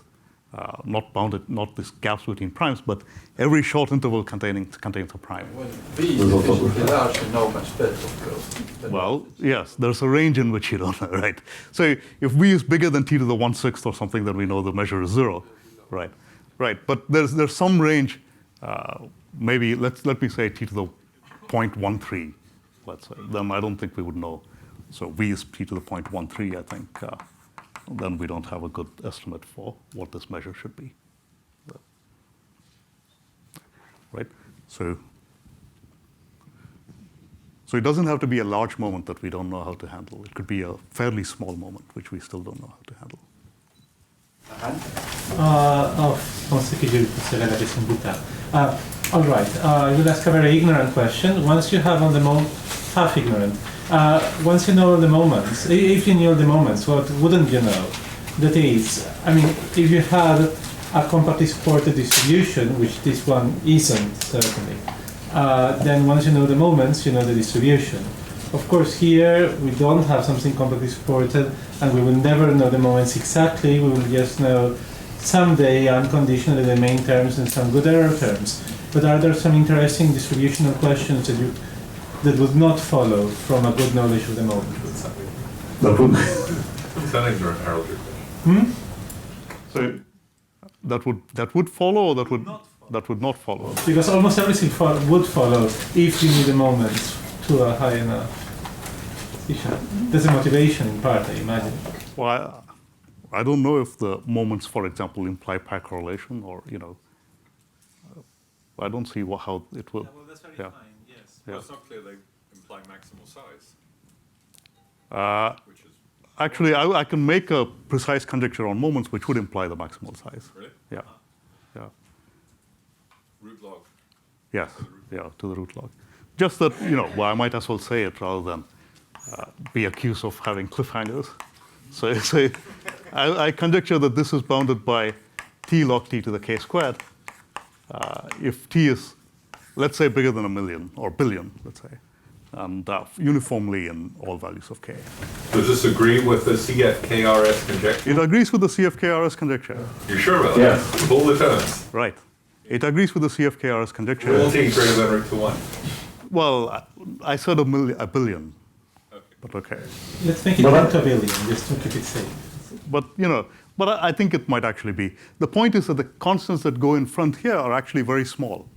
And so this is, in fact, a very weak conjecture to say. But if you knew this uniformly in all k, it would imply that the large values of zeta are very small. That would, but if you look at that formula, there's these secondary terms.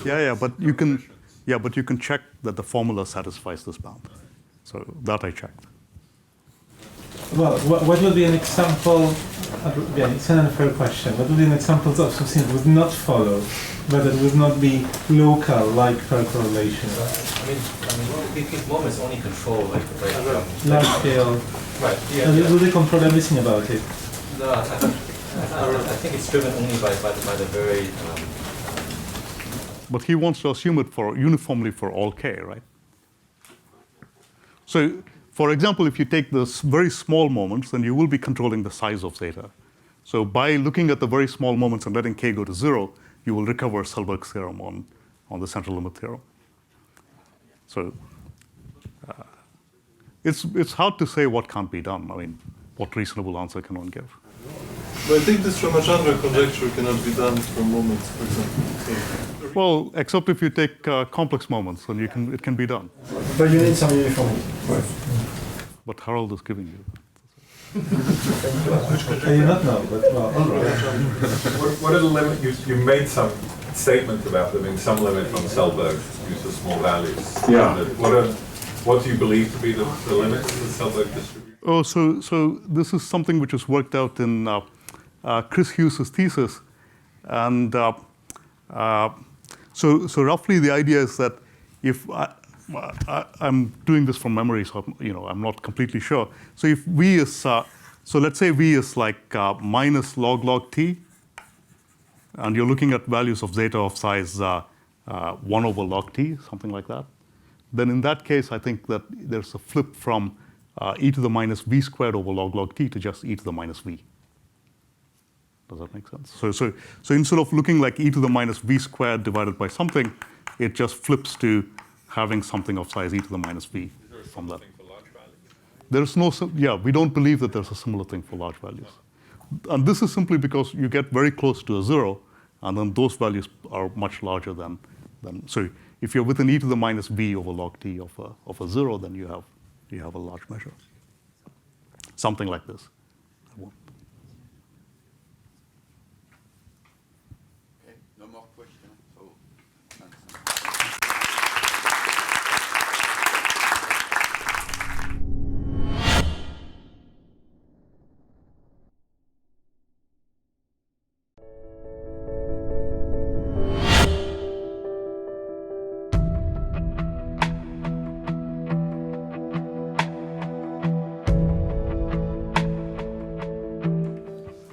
So I'll continue from last time. We were talking about upper bounds for moments of L functions. And so everything that I'll say in this talk is joint with Maxime Rajivi.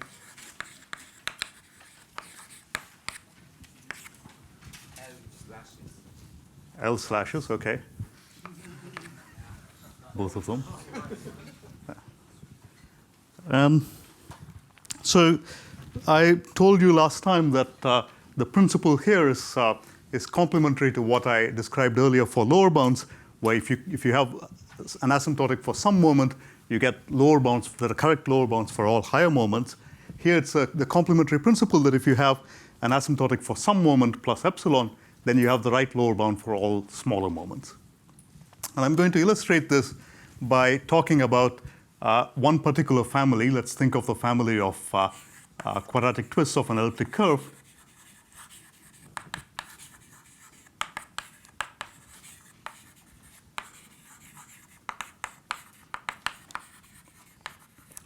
So let's say something, this is not so important to us, but at the moment, say you're given some elliptic curve E given by y squared as f of x for some cubic polynomial f over the integers, let's say.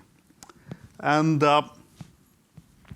we want to look at those twists d, which are fundamental discriminants, for which the twisted curve ED, the sign of the functional equation is 1.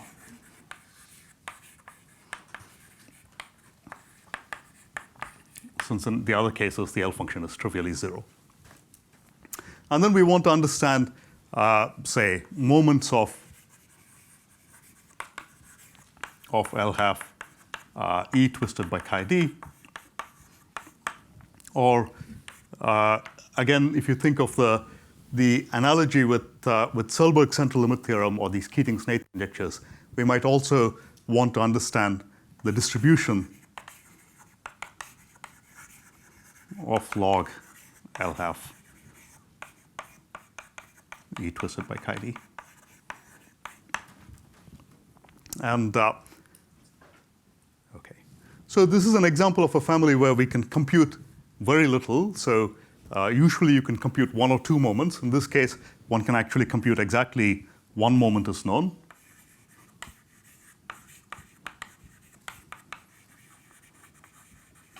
It's known. But this is known with some degree of flexibility that you can put in a short Dirichlet polynomial, in fact, even a fairly long Dirichlet polynomial, and still evaluate the first moment. So that's the 1 plus epsilon kind of situation that we know. So in particular, for all moments larger than the first, you would get the right lower bound by the method of Rudnick and me and its extensions by Max and me. Now, so here, let me state the kind of results that we can prove. So first, since we know the first moment, I'll try to indicate that we can prove the following upper bound for all k less than 1.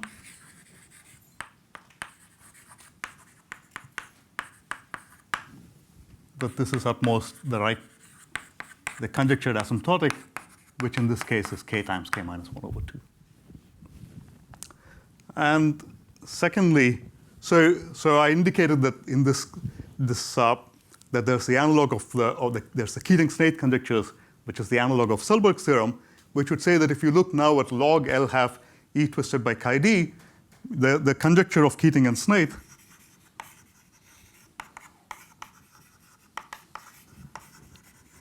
would be that this is approximately normal with mean minus half times log x and variance log x. So I'm thinking of the discriminants d being of size about x. Okay? So this, as at the end of the talk, Andrew mentioned that this is a very powerful conjecture because it implies Goldfeld's conjecture that if the sign of the functional equation is positive, then 100% of the time the rank is 0. So this is a refinement of that conjecture, if you like. And so we... Conjecture of Goldfeld, the varies. You have to do within the family. It's all subjective. I mean, 50% plus 50% minus. In what family? In this, well, I think he did conjecture for quadratic twists, right? Yeah. I mean, it's just by twisting the character, you control the root number and can easily accomplish whatever percentage by. But we are in this family where the sign is +1, right? Okay, suppose I want to give only for this multiplicative reduction exclusive. There's nothing in the conjecture about that, and that because the additive reduction controls the root number very easily. So plain statement like that. But what are you disagreeing with? That 100% of the L functions are non-zero here, or? Meaning of the conjecture. I can tell you that family of elliptic curves, you've signed 1 in the equation has percentage 100%. Sure, if you look at the family of rank 2 twists, then you'd be okay. Don't specialize family. Right, but I am specializing the family here. For this particular family of quadratic twists, with the sign of the functional equation being 1, this conjecture is true, and it implies this conjecture of Goldfeld that 100% of the time the rank is 0. And I don't know the history of it, so I mean, if you think that somebody made, it's not a deep, it's not a, yeah. It's a simple, in my opinion, meaningless conjecture. Okay. That's between you and Mr. Goldfeld. Okay, so proving this Keating-Snaith conjecture is quite hard because even, let's say, if you assume GRH, we don't know how to prove that 100% of the time these are non-zero. But what we can prove is 1/2 of this Keating-Snaith conjecture, namely that we can prove that there's an upper bound. So, okay, so let me state this. Still interrupt and steal your time a little bit. Okay. Because actually Harams in his thesis has a real good result about that. Because when he did I agree, Henrik, but it's not for this family. he got his conjecture, right?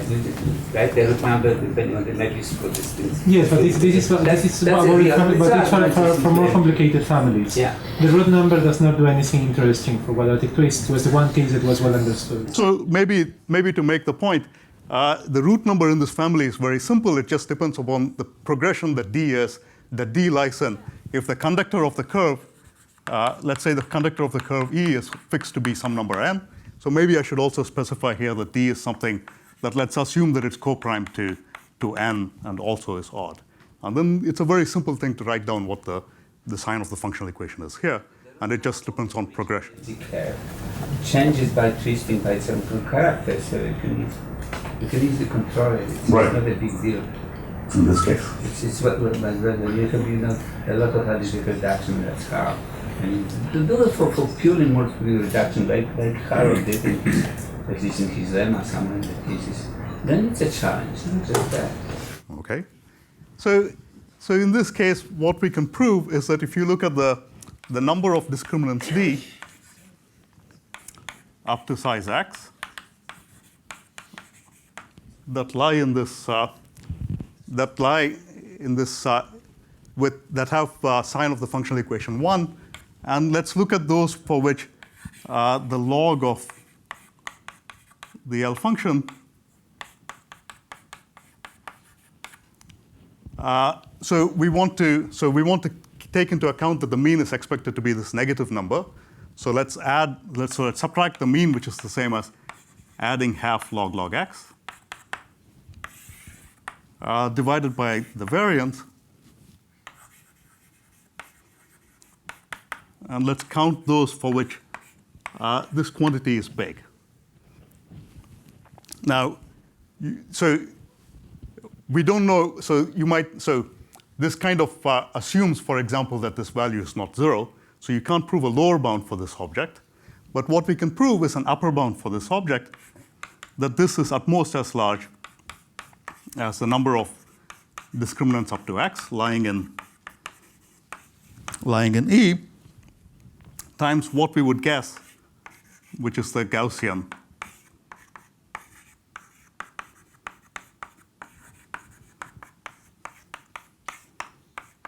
plus little of 1. So in other words, this is, so what we would like very much would be for an equality here, which we don't know how to prove, but we can prove a one-sided bound towards that conjecture. Now,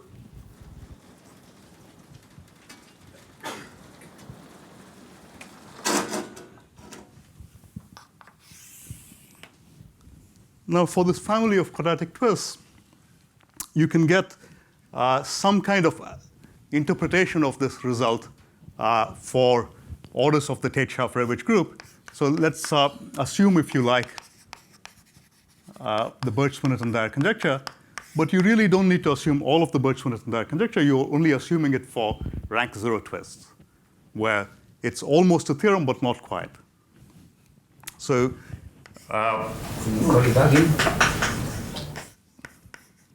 yeah, but the only thing is that so almost all of it is known. The group is known to be finite, but on the other hand, we don't know exactly what powers of very small primes divide the group.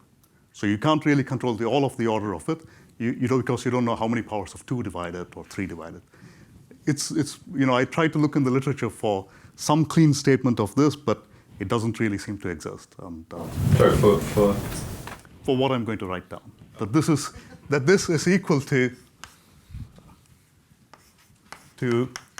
So it's what would be conjectured by Birch-Swinnerton and Dyer, so that this should be equal to this L value times various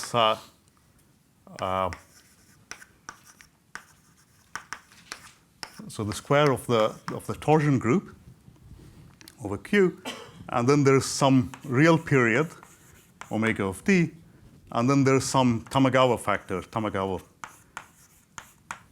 which I think is roughly correct. So we know how to understand this. This is some bounded object, which is not very hard to understand how this behaves as a function of d. The real period, roughly speaking, grows like 1 over square root of d. So in other words, this just goes to the numerator as square root of d times the L value. And then the last thing to understand is this Tamagawa factor. And sorry. So okay, so the Tamagawa factor, it factorizes as a product over various primes of some function Tp of d. So it's a local calculation, and most of these factors are 1.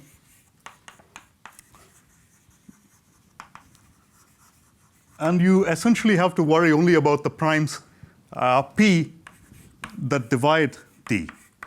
Maybe you also have to worry about the primes that divide the conductor n, but that's a fixed set of primes.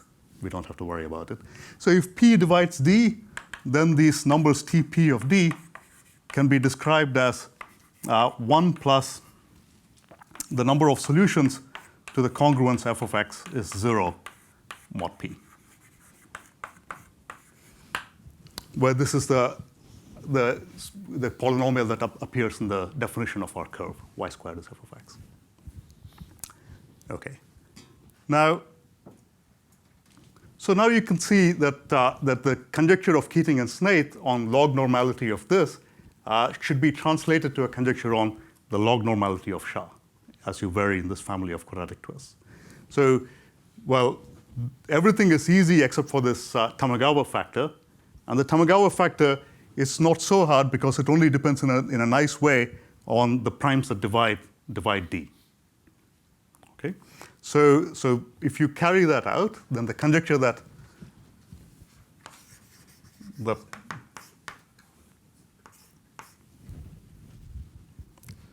Max and I make is the following. So you have to understand how these Tamagawa factors behave. So let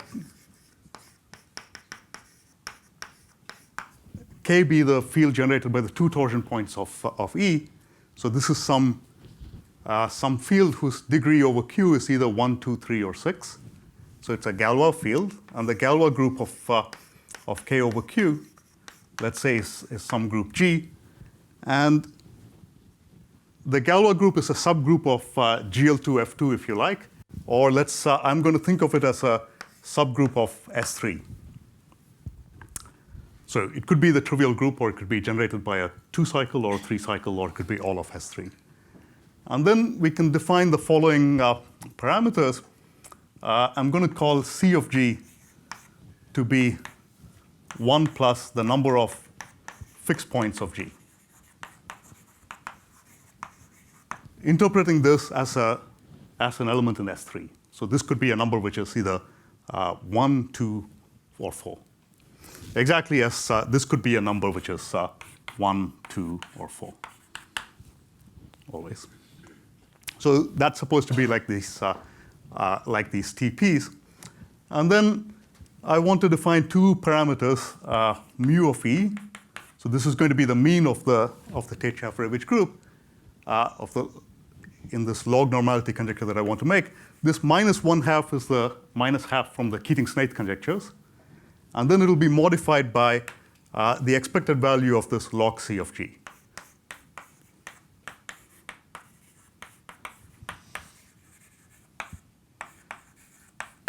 So that's the factor coming from these Tamagawa factors which appear in the denominator. And then the variance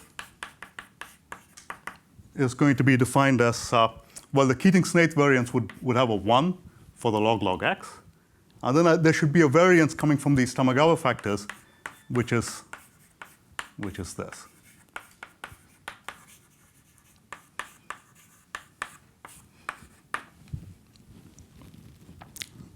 So this is the kind of thing that you would expect if you play around with the Chebytarov density theorem and a simple Erdős-Katz type argument.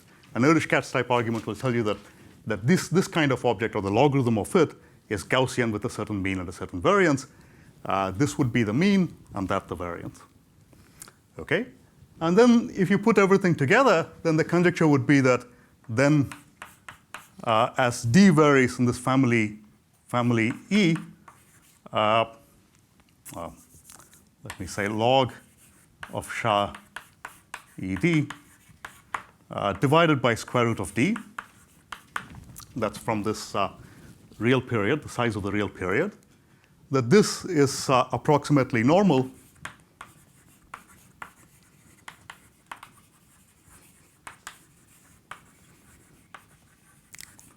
with mean mu of E times log x and variance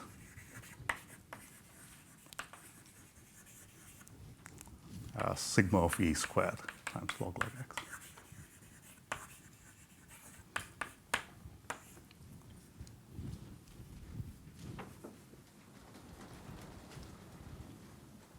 So that's the conjecture. And this is kind of related to some work by Delaunay, who had some somewhat related conjectures that he made for moments of SHA of ED, but he didn't quite formulate it in this sense of being log normal. Now, and towards this conjecture, what we can prove is, again, we can prove 1/2 of this conjecture. Namely, you can get an upper bound for the frequency of large values.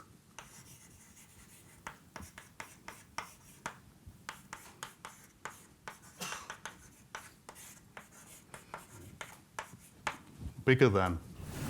What are the values of mu and sigma in each case? There are 4 possible values. They're written down in our paper, right? But this is a kind of a unified way of thinking about what all these 4 values are. But well, clearly, if E has complete 2 torsion, we can all figure out what this is. It's just half minus log 4 for mu, and then 1 plus log 4 squared, right? And then for the other cases, you have to kind of work out what they are. There's no, as I said, we wrote down all these four cases. You don't see any obvious pattern in terms of what they are. They're just, this is one way of describing it. Like, I think I also, I found it convenient to describe it just in terms of S3. Like, and there's some silly ways in which you can try to describe it in terms of GL2F2, which is the same group, but which is maybe more natural if you think of the 2 torsion points. But there's nothing terribly, I don't know anything terribly illuminating about it. I asked Brian Conrad about it as well, and he didn't have a very illuminating expression either. So let's think of this plus minus mu of E times log x over the variance, so sigma of E square root of log x. The proportion of times for which this is bigger than V is at most what you would expect, the number of discriminants d up to x, d and E, with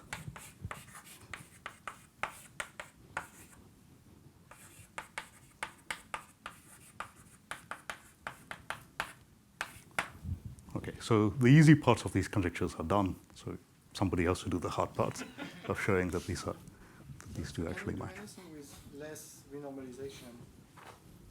With Not dividing by the square root of log x, but something a little bit smaller. The point being that you said it's a mixture of something that's really Gaussian and something that's really Poisson. no, the other one is also Gaussian. No, but by Erdős-Katz, right? Because it's like Erdős-Katz, it's Right. really better approximated with the Poisson distribution. Oh, Don't so you, normalize. yeah, okay, there's your mod Gaussian theory, right? But okay, that's for you to say as well, right? I don't, yeah. Technique give anything if you renormalize by something slightly less than square root of log x, or is it the natural? This is the natural way to normalize, I think, in this case. You could do other things, like you could, in some sense, the Tamagawa factor is an artifact of the fact that we are looking at all numbers rather than just to say prime discriminants, right? And we can prove analogs of our theorems for prime discriminants also, and we can prove an upper bound result.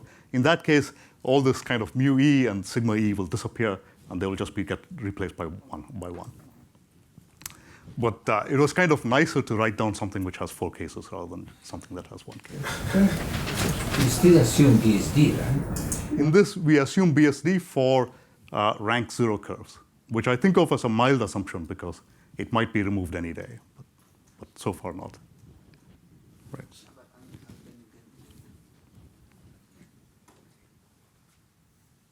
Yeah.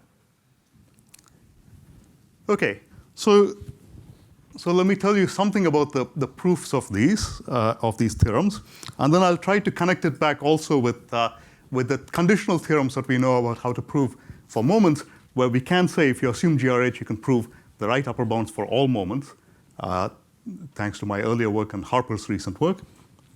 And these techniques also give you a way of thinking about that. They're actually quite closely related to Harper's work, but we were working on this. We had these 2 results independently and realized that they were very close to each other. Now, so let me start maybe with the upper bound for the central limit theorem, because the proof is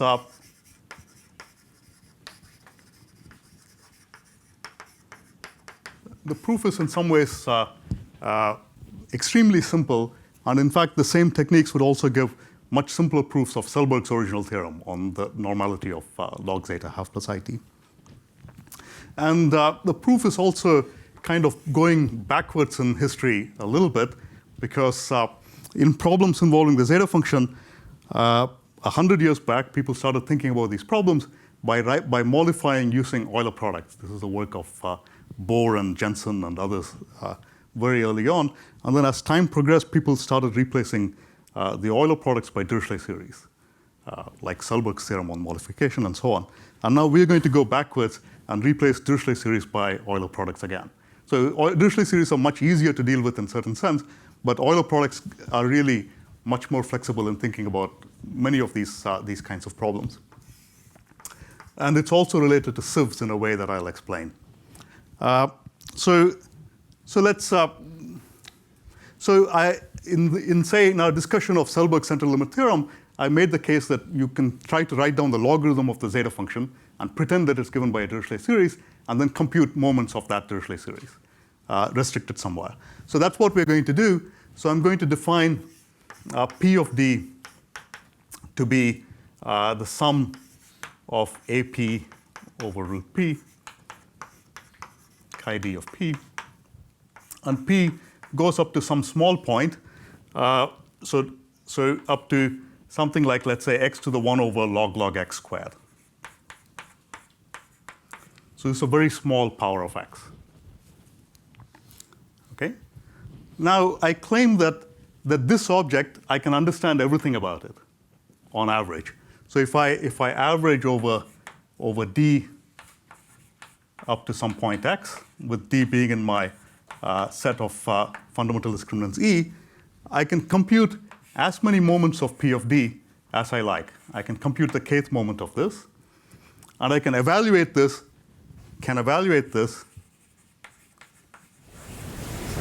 A of P is a normalized point count. So A of P is, I have my L function for the elliptic curve, which I'm going to write as AN over n to the s. Okay, so these are normalized in such a way that AP is at most 2. It's the normalization. Okay. So we can evaluate this for a wide range of values of k. So for all k up to log x squared, essentially.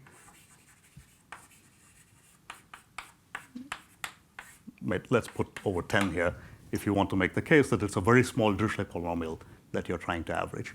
When you expand this out, you get terms which only go up to x to the 1/10, and then you can evaluate any Dirichlet polynomial that you like of such a short Dirichlet polynomial over this. Now, and what will the answer be when we try to evaluate this? If you expand it out, so when we average over these real characters, recall that you get a contribution only when you're averaging over a square value, QD of chi D of L is small, unless L is a square, where there's a main term. So if k is an odd number, then when you expand this out, you get an odd number of primes that appear here. And so you get complete cancellation. So the odd moments all vanish. And what happens to the even moments, when you expand this out to an even power, you need to have a product of P1 to Pk, k is even, let's say, multiplying out to be a square. And the best way in which you can have k primes multiplying out to be a square is that if half the primes match with the other half of the primes. And the number of ways in which you can pair those off is basically the same as the Gaussian. So these moments will work out, and they will match the moments of a Gaussian.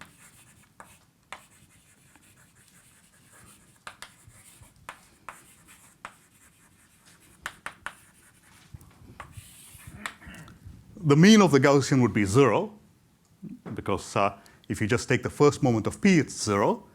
But the variance will be, well, you need these primes to match with some other primes, so you get a sum over P up to this point, x to the 1 over log x squared, AP squared over P. And by Rankin-Selberg, this is just asymptotic to log x. So you can see why log x is very good for these problems, because it's really log of x to the 1 over log x squared, but that's exactly the same as log x with very little error. Okay, so if I take this short truncated truncation of the logarithm, at least formally, then that truncation has a Gaussian distribution with mean 0 and variance log x. Okay, the mean is 0 because I did not include here the p squared terms, which would be what would contribute the minus half log x.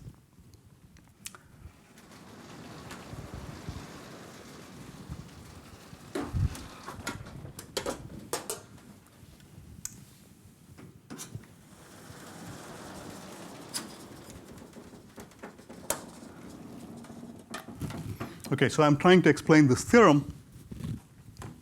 So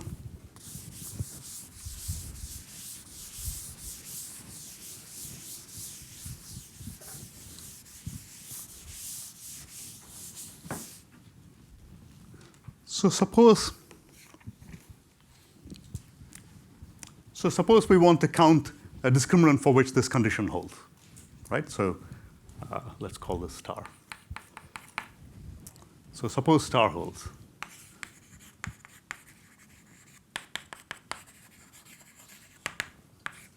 Then I claim that one of the following must happen. Either this p of d is bigger than v minus epsilon times square root of log x. So after all, this is really what I would like, because I would like to say that this logarithm of the L function really behaves like this polynomial p of d once I subtract out this mean, which is from the p squared terms. Okay, so that's really what I would expect. And then I'll make a slightly technical condition, which I'll explain a little. So, or maybe that this happens to be very small. This is just a nuisance. It's not very important to think about this. Or what must happen is that 1 and 2 fail.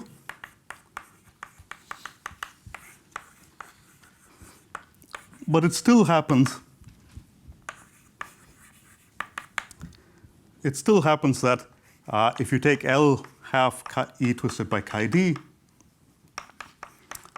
times log d to the half, that's the mean, times x pof minus p of d. So the assumption is that this quantity is big, and we are also assuming that this quantity is not too small. So this quantity must still be bigger than the exponential of epsilon times square root of log x. So this must still be pretty big. So one of these three cases must happen. And then if I can estimate the probability with which these cases happen, then I'm happy. Well, the first case we know already, because I know that P of D is normal with the right variance and the right mean now. So the probability with which this happens is exactly dominated by the Gaussian. It's actually equal to the Gaussian. Okay? Well, it's not quite absolutely Gaussian. But more or less. More or less, but right. it's not equal. It's approximately the Gaussian. Okay. So I didn't realize that you were inviting other people to heckle me as well. That's an organizer. I will not. Okay. Okay. So now this this is also very easy to handle. If you just use the fact that this normalized by square root of log x is Gaussian, log x is bigger than square root of log x, so therefore this is still in the tail of the Gaussian. So this happens rarely.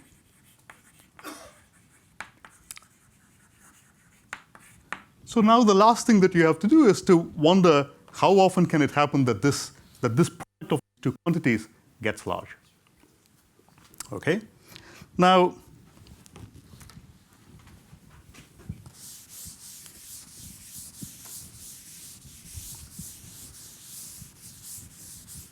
one way to understand that would be to look at the first moment.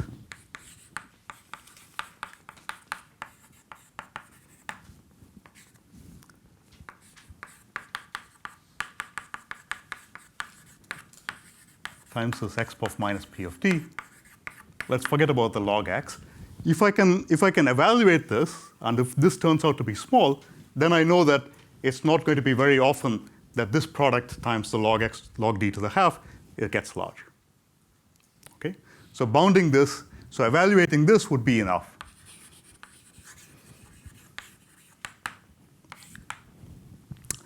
But now this is not so easy to evaluate because this is what I mean by taking a product with not with the Dirichlet series, but with an Euler product. This is like the Euler product of the primes up to some point of some function, right?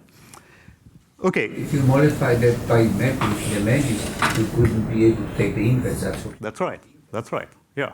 That's exactly why we deal with Euler products and not with Dirichlet series, right? So that's the trick. But so Euler products have this advantage that I'm able to kind of invert the exponential of this, which I would not be able to do with Dirichlet series, as Henrik points out. But we can get back to Dirichlet series from the Euler product too, right? And we use now a very simple calculus argument. If x is small, then e to the x is actually well approximated by its Taylor series.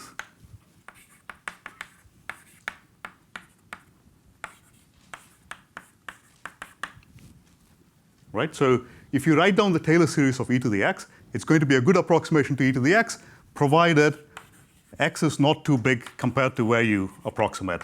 Let's say x is less than L over e squared or something like that. L over 10. This is easy enough to verify. But now we are exactly in this case where we're going to assume if 1 and 2 fail, it means that p of d is small. It's a little bit large. It's not too small in the negative direction. So therefore, I can take, so where was p of d? It was up there. So therefore, let me, maybe let's say I defined it by taking p up to x to the 1 over 10 log x squared. I forgot my 10 as usual. Okay, instead of 1 over log x. But you see, I can now replace, so using this, I can replace x power minus p of d by the sum over j goes from 0 to log x of minus 1 to the j over j factorial p of d to the j. In the case that I'm interested in, where 1 and 2 fail, this is a good approximation to the exponential of minus p of d. If you make this an even number, what you have here is also going to be always positive. So that also is a useful thing for us. So instead of evaluating this moment, which I don't know how to evaluate, I can replace this essentially by a Dirichlet series approximation and then compute the moment, and that's enough for us. And the key fact that you want to realize here is that since I chose this p to be so small, even taking this to the power 2 log x is only going to make me something only of size x to the 1 over 5 log x, which is a very short Dirichlet polynomial. So I can evaluate everything.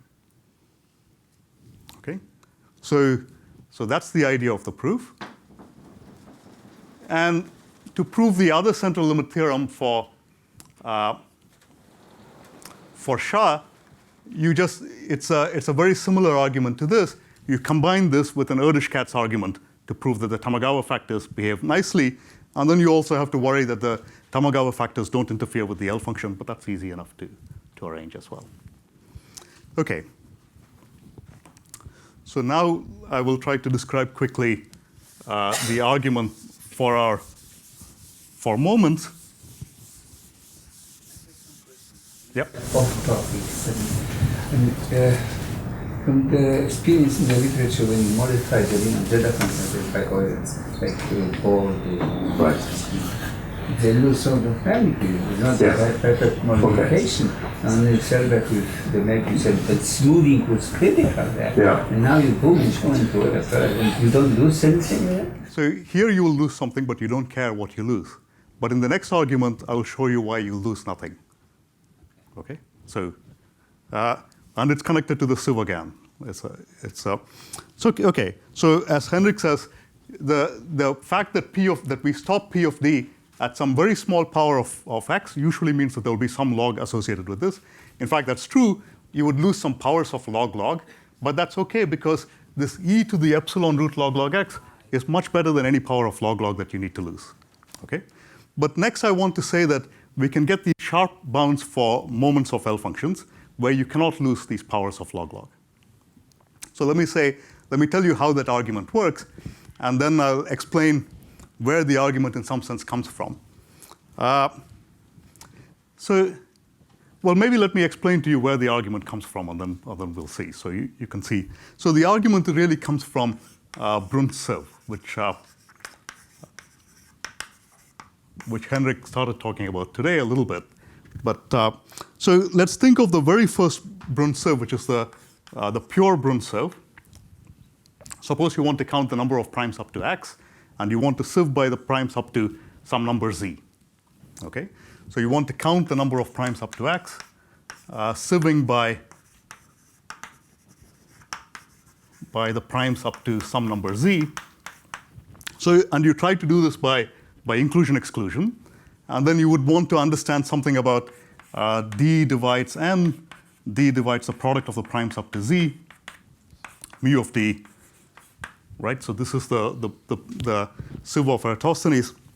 And Brunn's idea was that you could get an upper bound here by restricting yourself to those d's for which you stop at an even number of steps in inclusion-exclusion. And then this is Brunn's upper bound for the number of primes.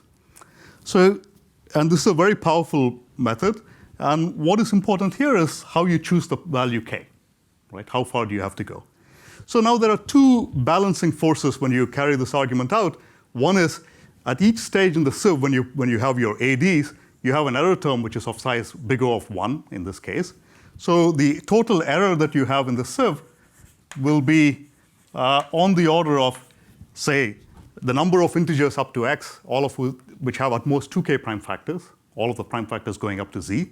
So it's at most z to the 2k, taking a very crude bound for this. And then there's going to be a main term, which is going to look like the sum of d divides p of z, d at most x, and then you'll have mu of d over d. And, well, this condition maybe is not important. There's still the condition that omega d is at most 2k, right? And the question is, is this going to approximate for you nicely, which we would like, we want this, is this going to approximate the product of the primes up to z, 1 minus 1 over p, which it should, right? If it's going to be a good sieve. So okay, so you want to choose k large enough so that this is true, but k small enough so that this error term is not too big, right? So that's the game in Brunn's sieve. Now, and the original idea of Brunn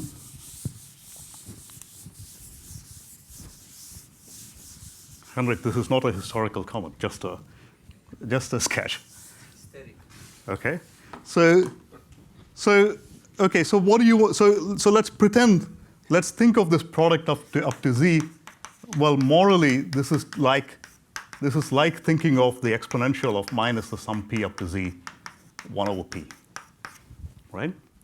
And if I think of terms here with omega d is some j, d divides p of z, minus 1 to the j over d, let's say. This is like taking the Taylor expansion of this and taking the jth coefficient.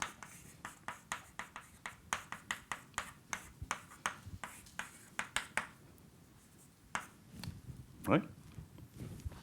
So therefore, what you see is that this will approximate that if the first 2k terms of the Taylor approximation to this series will approximate that.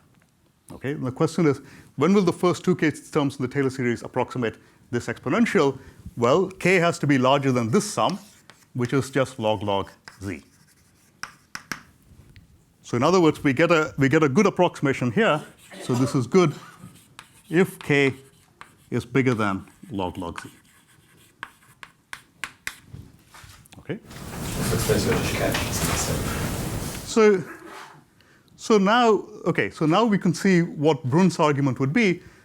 K is like log z, so z has to be, so if this is to be small, so z has to be like chosen to be something like x to the 1 over 10 log x, and then choose k to be 2 log x, and then you're done. So you have a sieve that works. Now the only problem with this sieve is that you are not able to sieve up to some small power of x, which is what we would like in order not to lose logs, but we have to stop at this much smaller power of x. Okay? But now,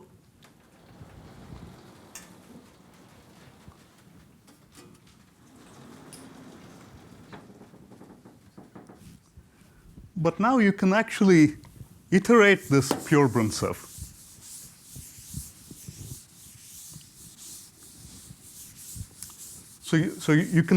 So for free, you can sieve up to x to the 1 over 10 log x.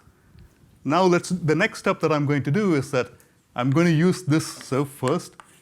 D divides pz. Z is x to the 1 over 10 log x. Whatever.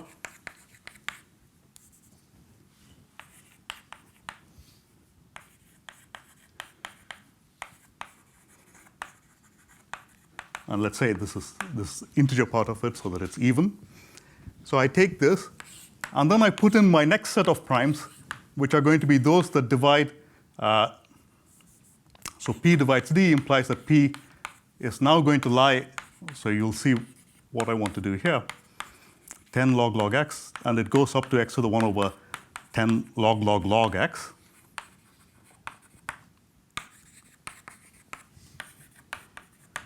And now you see that I can get away with this by only going up to twice log x. Okay. So I claim that I can do this with no loss as well, because once again, the numbers involved are only going to be of size x to the 1/10 here, another x to the 1/10 here, maybe going up to x to the 1/5. I'll want to do this carefully if I don't want the exponents to add up to more than x. So the error terms will be completely under control. And why will truncating up to this triple log be a good approximation? Because if you sum the reciprocals of the prime in this range, it's going to be extremely small. It's only going to be like x to the 1 over triple log x now, instead of double log x. And now you can keep iterating this. Can't you just in one step, why do you iterate this? But at each stage, you get some number of primes, right? But okay, I want to do it this way because I want to, this is what I'm going to transport to the moment bound. Okay? So, and then I keep iterating this. So, well, okay, keep doing the same thing. So in other words, you kind of, so maybe you start out with some L1, which might be something like 100 log x.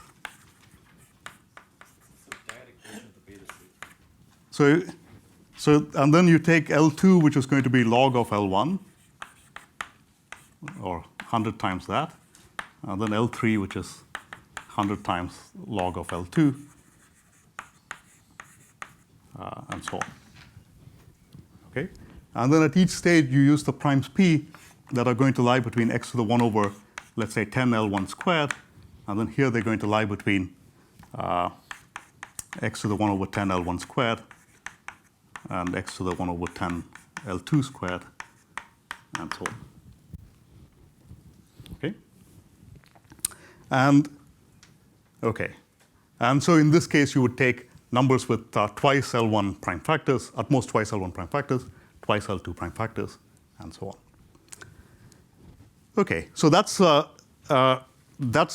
version of a Brunn sieve. It's kind of a pure Brunn sieve, and it will not lose anything more than a constant. So you will gain back any powers of log that you lose in the usual Brunn sieve. Now, so now you can take this argument and use it to prove the bounds on moments, because I can basically replace, so I can take, when I want to use an Euler product, I will use an Euler product in some range from here and some range from there and so on. I'll split up my Euler product into different pieces. So let me write, take these LJs, and let me write Pj of D to be the sum over the primes that lie in one of these intervals, x to the 1 over 10 Lj minus 1 squared to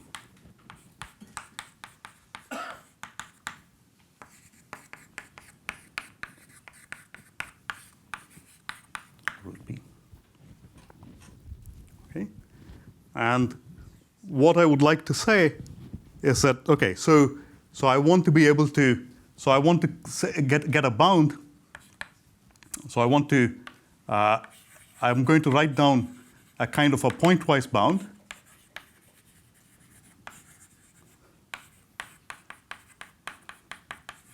For some kth moment, and I want to write down a bound which is going to involve an interpolation with the first moment times some Dirichlet polynomial plus some other Dirichlet polynomial. Okay, that's going to be the aim, and I don't quite know how to do that because if I put in a Dirichlet series here, I would like to put the inverse of the Dirichlet series there, and that I don't know how to do. I can't put inverses. But I can do it with Euler products. So I could take L half ED to the K, right? And if I had Euler products, I could try to express a bound. This needs to be worked out carefully. I'm running out of time a bit. So I want to be able to write something here with exp of k minus 1 times these Euler factors, P1 of D plus P2 of D plus so on, and then plus the exponential of the kth power of these Euler products. Okay? This is true, but I can't evaluate anything at this stage. Why would I be keeping inside one function just on this k minus 1 then by itself? So k is going to be a real number less than 1, right? Less than 1.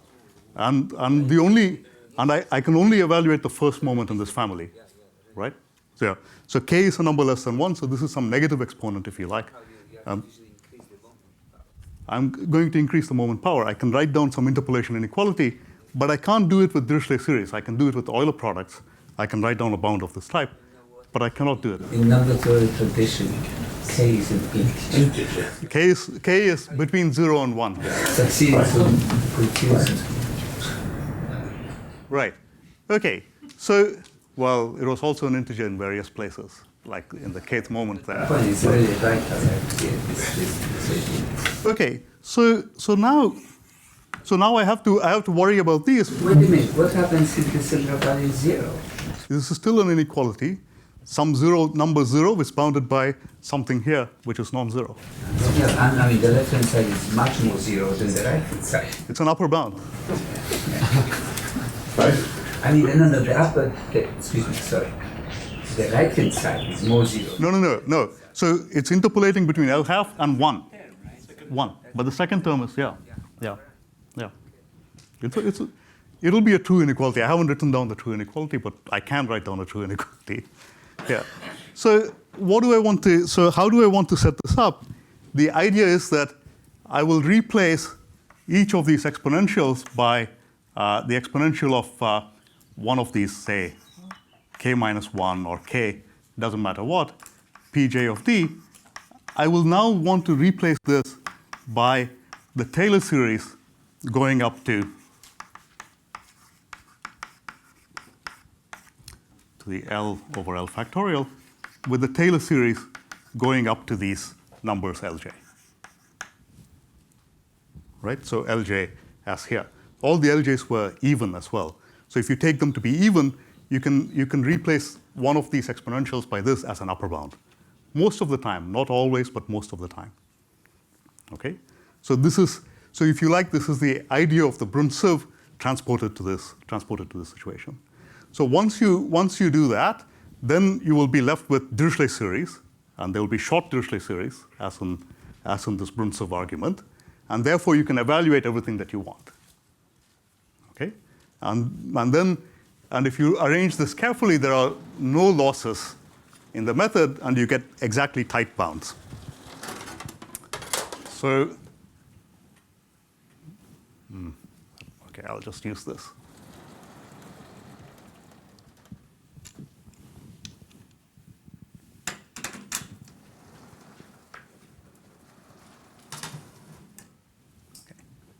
So I have only a few minutes, so let me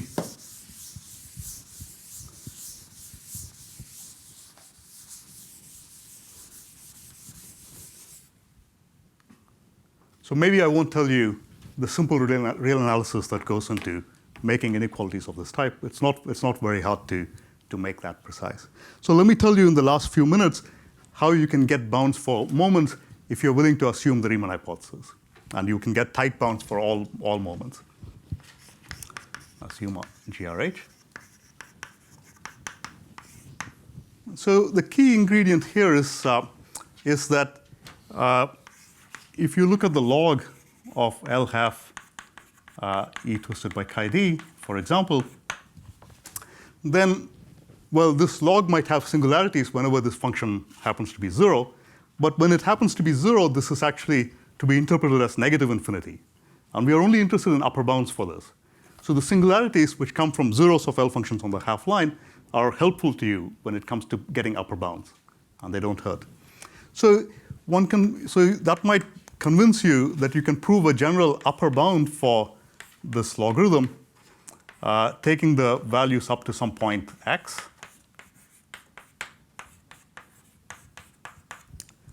Then you would have the term from the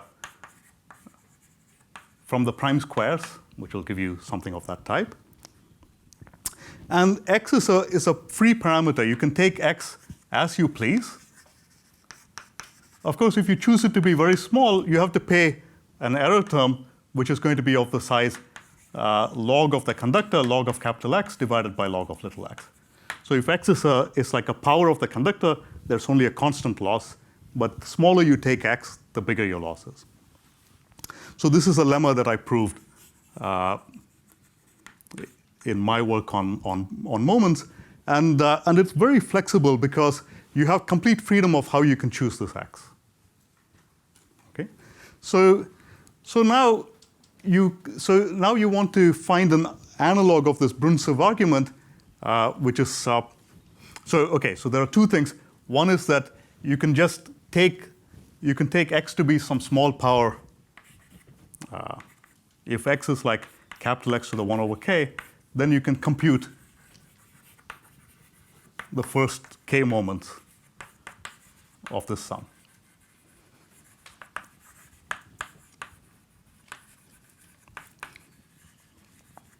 So if you play around with this, so by choosing little x small enough, you can compute as much as you want about this, and then you can make precise a uniform version of the Selberg type central limit theorems.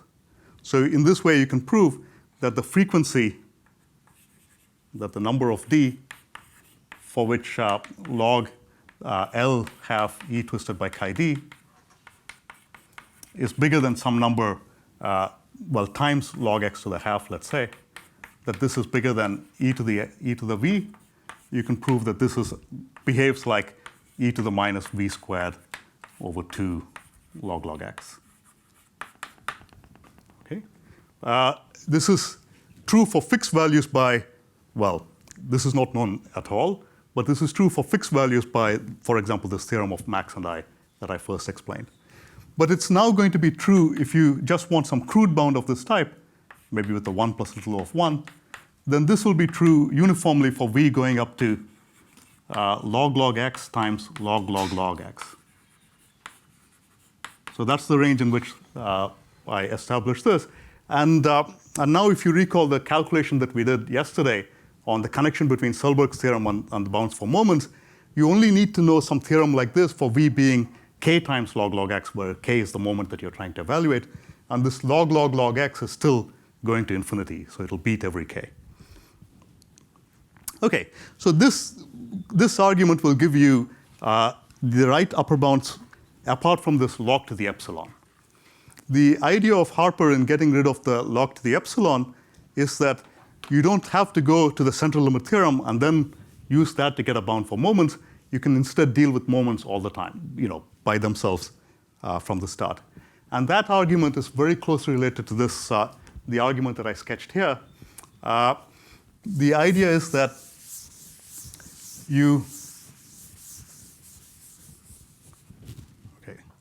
so the idea is that you take a sequence of values of x. Maybe the first one will be like x to the 1 over log x squared, and then x to the 20 over log x squared. This is Harper's choice, and then x to the 400 over log x squared, and so on. And you consider the Euler product up to these heights, and you check at any point of time if the sum of the involved in the Euler product is small or not. If it is small, you try to use the Euler product until that stage. And if it's big, you kind of stop at the first place that you're allowed to use, and then estimate the tail differently. This is not an elaborate treatment of this, but I am out of time, so I'll stop now. Thank you.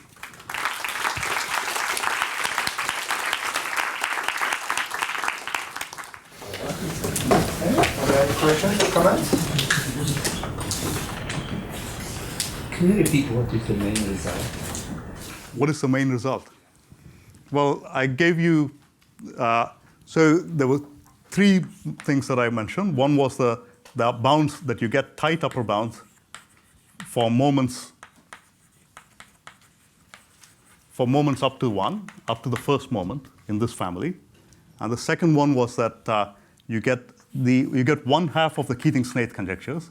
So you get upper bounds for the Keating-Snaith central limit theorems. So conjectures that you can prove that the frequency of large values is dominated by the expected frequency, which is that of the Gaussian. And the third one was the argument for the analog for Shah, which we conjecture is going to be log normal with a certain mean and a certain variance in this family. And once again, we can prove an upper bound for the large values of this, a tight upper bound for the large values of this. And then the other result, which I didn't say very much, was that on GRH, we have the right upper bound now for all values of k by work of Harper refining my work. It's not a very well formulated question, but with these complicated conditions with number of prime factors and so forth, have you thought about trying to get rid of them by putting in some factor that will go to 0 if the number of prime factors is big in any interval? No, so the flexibility of the method is really to kind of think of the exponential series as an approximation, right? I mean, you can rig it in a way in which, if the size of the prime factor, you can smooth it in terms of the size of the prime factor. But the number of prime factors you want to kind of keep, well, I mean, you can play around with other versions of the combinatorial sieve, and I'm sure one can maybe strengthen this. But yeah, but there is some, I mean, okay, I don't know what the right answer is. It's like, it is kind of a strangely backwards argument. It's going back in terms of, as a sieve, this will be weaker than any sieve that anyone could write down, right? But it actually gets the right result in this case. So. Yeah. Yes. What about the prime? If you look at the family of prime discriminants, yeah, we can do that too. And the reason for that, so in the case of primes, it's interesting that we cannot handle the first moment. We don't know asymptotics for it. But on the other hand, you can still do it because you can combine it with the Selberg sieve. So you can get upper bounds of the right order of magnitude for the first moment in the family of primes, even with an amplifier, because you can put in the Selberg sieve for free. Okay? So then all of the rest of the arguments will go through, and you will get the right upper bounds for tight upper bounds for moments you also get the central limit theorem, the upper bounds in the central limit theorem conjecture, precisely without any loss, I should say, when if you restrict yourself to prime discriminants. That was not my question. I said, what about L prime? If you look at the family of twists, for which the sign of the functional equation is Yes, one. you can do L prime as well. Yeah. If you look at the odd twist, you can do that, right? Yeah. The one other ingredient that's used is the positivity of the L values. I did not emphasize this before, and for L prime, that's still okay. You have by Gross-Zagier the positivity of values, and then everything else is okay. So by having all these bounds on all the moments, can you get better percentages of non-zeros?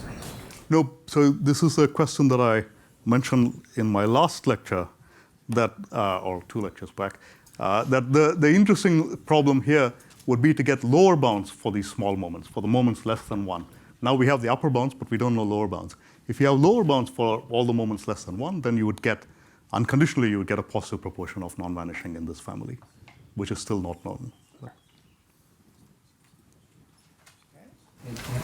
Yes, one more. It would be interesting with the lower bound for the average of L central values of functions when D runs over very special numbers like those which correspond with some ramified times approximately because of some beautiful identities to some But that's a very, very sparse set. You have in mind a very sparse set like S units, or? No, very sparse, like dx to x is x over the square root of log x. Okay. But so not primes, but lower bound. The upper bound is by positivity, as you mentioned. You can use by Lipset equal whatever upper bound is equal. So you mean like sums of 2 squares, or yeah? Yeah, that is still better. Just opposite when you allow in D primes which do not. I see. Only primes composed of 3 mod 4 primes. Okay. Okay, but still, density. That's interesting. I have, yeah. There's a recent work of codes in Chinese, but I can't think it's required to overcome. Is this to do with finger points or something? Why are you doing that? Say it again? Why are you choosing these discriminants? Yeah, well, he knows that. Yeah, he just asked me these questions, and tried to explain, and he failed to explain.